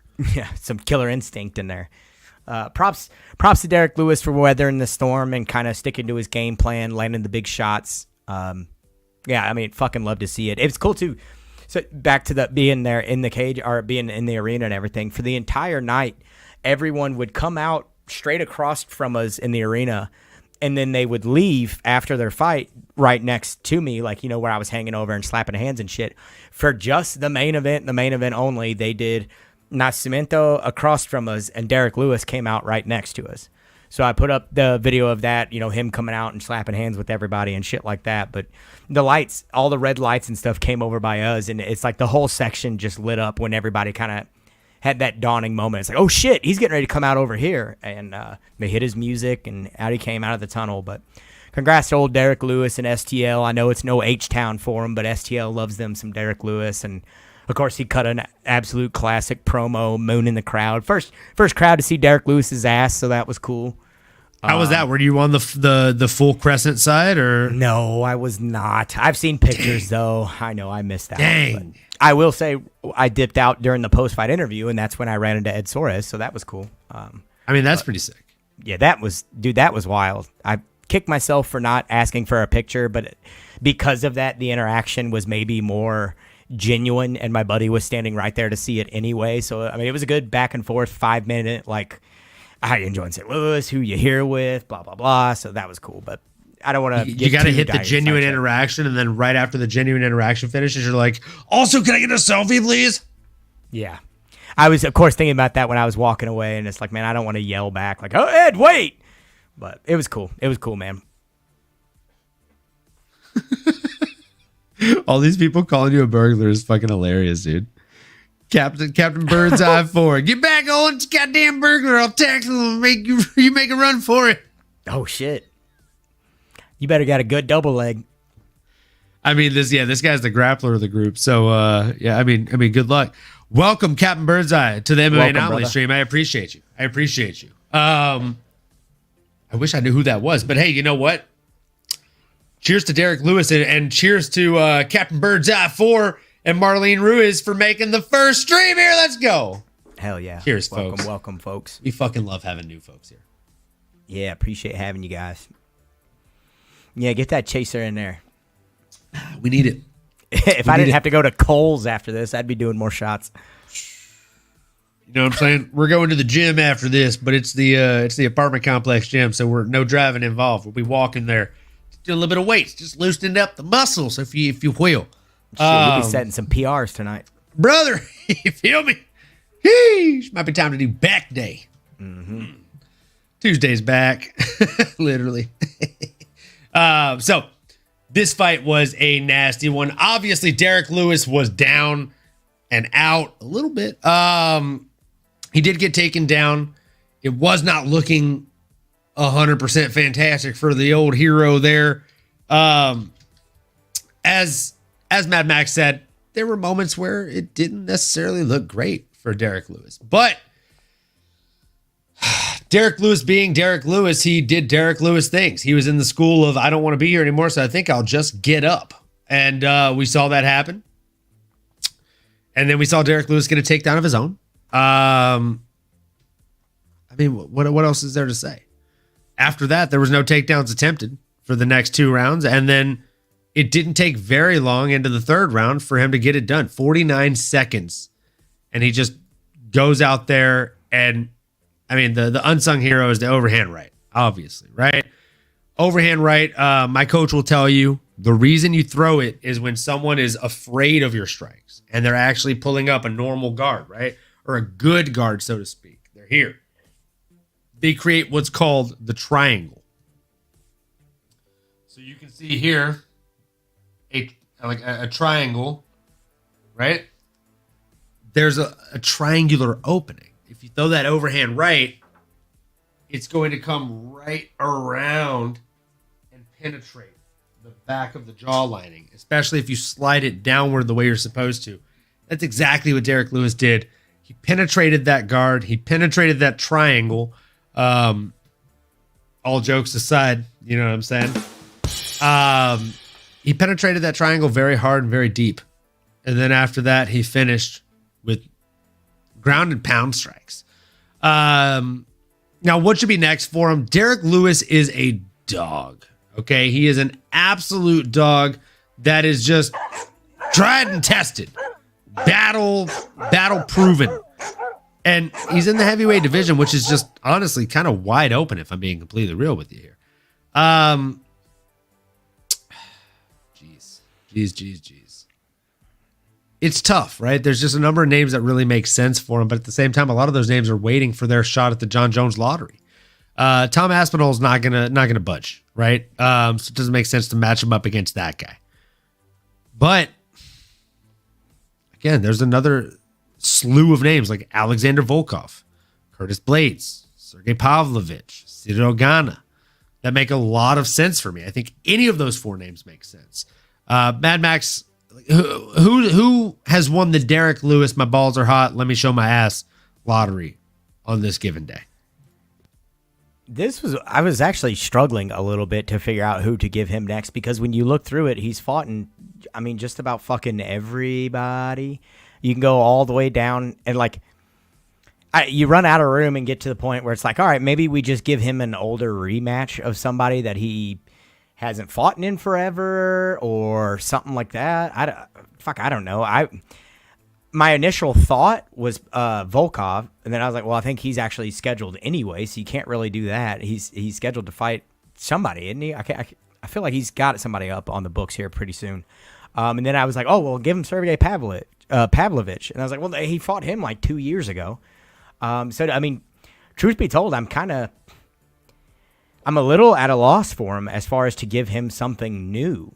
You're just going to end up having to give him somebody that maybe he's fought before, give him a chance to get back in L, or give him somebody he just hasn't fought in forever. Because aside from that, I thought maybe Robellis, but it didn't really make a ton of sense. Like, Robellis is coming off of an L and Derek Lewis is winning. It's like, but they're the only 2 heavyweights who haven't fought each other. It's kind of like it's actually a relatively fun matchup. It just doesn't make any fucking sense at all. But That's a really fun matchup, but at the same time, I don't know, dude. It's a step back for Derek Lewis, in my opinion. Yeah, that's what I'm saying. It doesn't make any sense. Massive step back. Maybe a rematch with the polar bear, Sergey Spivak. Coming off a loss to Cyril Gana. Doesn't have anything lined up. Yeah, it's a very recent fight for him, though. It's barely a year old, but it is. Still decent. That's why I was going even further back. I wish Tai Tuivasa was still in. That one he's doing the great race right now. Yeah, I know. That's what I'm saying. Well, he was cut prior to that anyway, but yeah. Was he cut from the UFC? Yeah, I thought he got released after his last ass whooping. So, did Latifi retire after his last fight? Possibly. I thought he did. I thought he did. I'm torn, man. I got nobody for Derek Lewis. Let him chill for a little bit and let somebody either call him out or let him call them out or give him a fun fight. We love that. Yeah, I mean, there's so many good fights to make at this point. I don't think there's a bad fight to make. Well, folks, we really, really appreciate you being here. We've gone through the entirety of the card at this point. I am going to take my happy ass to the gym after this. Yeah. This guy's going to go probably do some shopping and do some damage. Hopefully he takes the mask off. Otherwise, might be a bumpy ride for him at the shopping center there. To get the old 5-finger discount. You know what I'm saying? We don't want to do that. Not here. Guys, gals, folks, I did tell you I was going to tell you about my bet here. Now, I completely forgot to touch on that too. Now, oops. I think if memory serves me correct, I had one bet that was 2 units, one bet that was 1 unit, and like 3 bets that were each like a fifth of a unit. If memory serves me absolutely correct here. With that being said, we only bet with what we can lose here, right? We have small units. Well, when it comes to betting, am I right? Mm-hmm.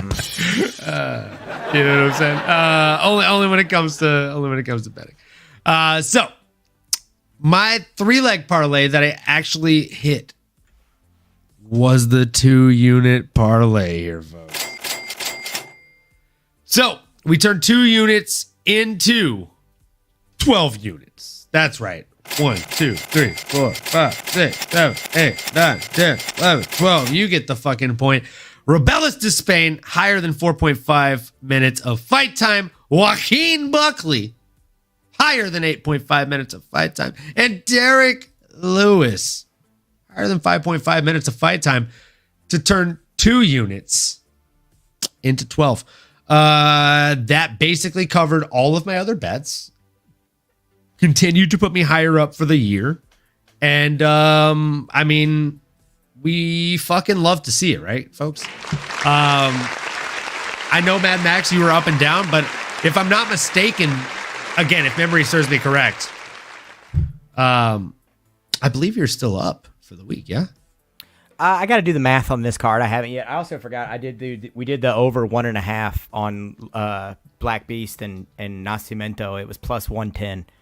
So we took that one as well there. That was the last bet on the night. I got to do the math on it. There was a couple people that we put 2 bets out on, but I play it safe, so I don't like to double count those just for the sake of my own record. I try to keep it pretty clean, pretty tidy. We're well up for the year, but this card, we had like 2 or 3 winning weekends in a row. This one's going to be close. It might be either a slight loss or just a barely ahead. So I'll do the math a little bit later this week, and we'll see what shakes out. It's going to be close. What were your bets that actually hit? So as far as bets that hit, we did the 2 women's decision hedges. We hit both of those, which is always nice. We had Trey Waters money line minus 165, Charles Johnson money line at plus 120. We had the Nascimento and Derek Lewis over 1.5 at plus 110. We had Sean Woodson 2 units at minus 192 on the money line, which again, those both had a decision one, but that's just extra money I'm giving people if they want to play those. I don't like to count those because I feel like I'm cheating or something. And so that's all the ones I hit, but I missed I missed an almost equal amount. So I may have like hit 5 and missed 4, or maybe I missed 5 and hit 4, or something like that. I'm gonna have to do it. It's pretty close there, definitely pretty close. I think that maybe the Sean Woodson bailed me out. Maybe. This is exactly why I fucking love, excuse me, throat crack there. This is exactly why I love doing like parlays and on underdogs and things like that, because when you do hit, you can miss 5 out of 6. But that 6-1 brings you back. And not only that, it brings you back in dividends. So I would say, it's fucking factual. My biggest bet is the one that ended up hitting. I put 1 unit on one other bet, and then I put like 3/5 of a unit on 3 other bets. And then I put 2 units on this one, and that's the one that hit. So like, folks, me and Mad Max went over this last episode. We are going to do it again on Thursday. I promise you. I'll let Mad Max do the same spiel again, where we talk about only bet with what you're willing to fucking lose. Only bet with what you're comfortable losing. And don't be a fucking idiot. And if we say like, this is a bit of a far-fetched bet, don't tail that fucking bet. Like, please. Or do so at your own risk and understand. Or do so at your own risk at the very least. Yes, it is your risk. So, guys, gals, fight fans, we want this. We want you to cash, all right? At all points in time. That's simply not always going to be the case. So we hope to help you cash. I really, really hope that you guys followed my Rebellis Despain, Joaquin Buckley, and Derek Lewis overs bet. I'm trying to cook up another one of those right now. I kid you not. I am going to go and do back day right now. And in between sets, I'm literally just going to be looking at underdog bets for Thursday's episode. Mad Max, I hope you're ready to cook, bro, because we're going to have a fucking solid episode, my guy. Yeah, I'm feeling it, man. I should be good to go by then. Voice will be back, and hopefully scheduling and all that will line up, and we'll find some good bets for this weekend. If not, find just one big one to go in hard as shit on. That's honestly how you really should be doing it. Just find one that you're confident in and go in on that. I know that's how the pros actually do it, but we like to throw out a lot of volume, give people a lot to choose from, and have more fun that way. You know, more is merrier. A lot of fun, so. A lot of variables. The more the merrier. And honestly, if you guys have something that you are really cooking with, please throw it in the chat. And if you hit something this fight card for UFC St. Louis, please throw it in the chat below. And if you didn't bet at all, please comment anyways. We'd fucking appreciate the hell out of it. So as we like to say here, 2 things. 1, whether you're new, old, returning, somewhere in between, make sure you like, comment, subscribe, smash that bell for notifications. And the last thing that we like to say on every episode of this show is keep on going and keep on growing, folks. We will see you next episode. We're going to be back here Thursday with the same 2 faces that you've learned to love. And we'll be giving you our breakdown and our picks for the next UFC Vegas card, folks. We'll see you then. You've been listening to the MMAnomaly Show. No filter. As you may have been able to tell, we dig the MMA, and our passion is to dive deep into the upcoming fights, give you our expert breakdowns, and help you make sense of all the chaos that is the fight game. We hope you've enjoyed the show. If you did, make sure to like, rate, and review. We'll be back soon, but in the meantime, make sure to find us on YouTube, Twitter, Instagram, and Twitch at MMAnomaly. Be cool, and we'll see you next time.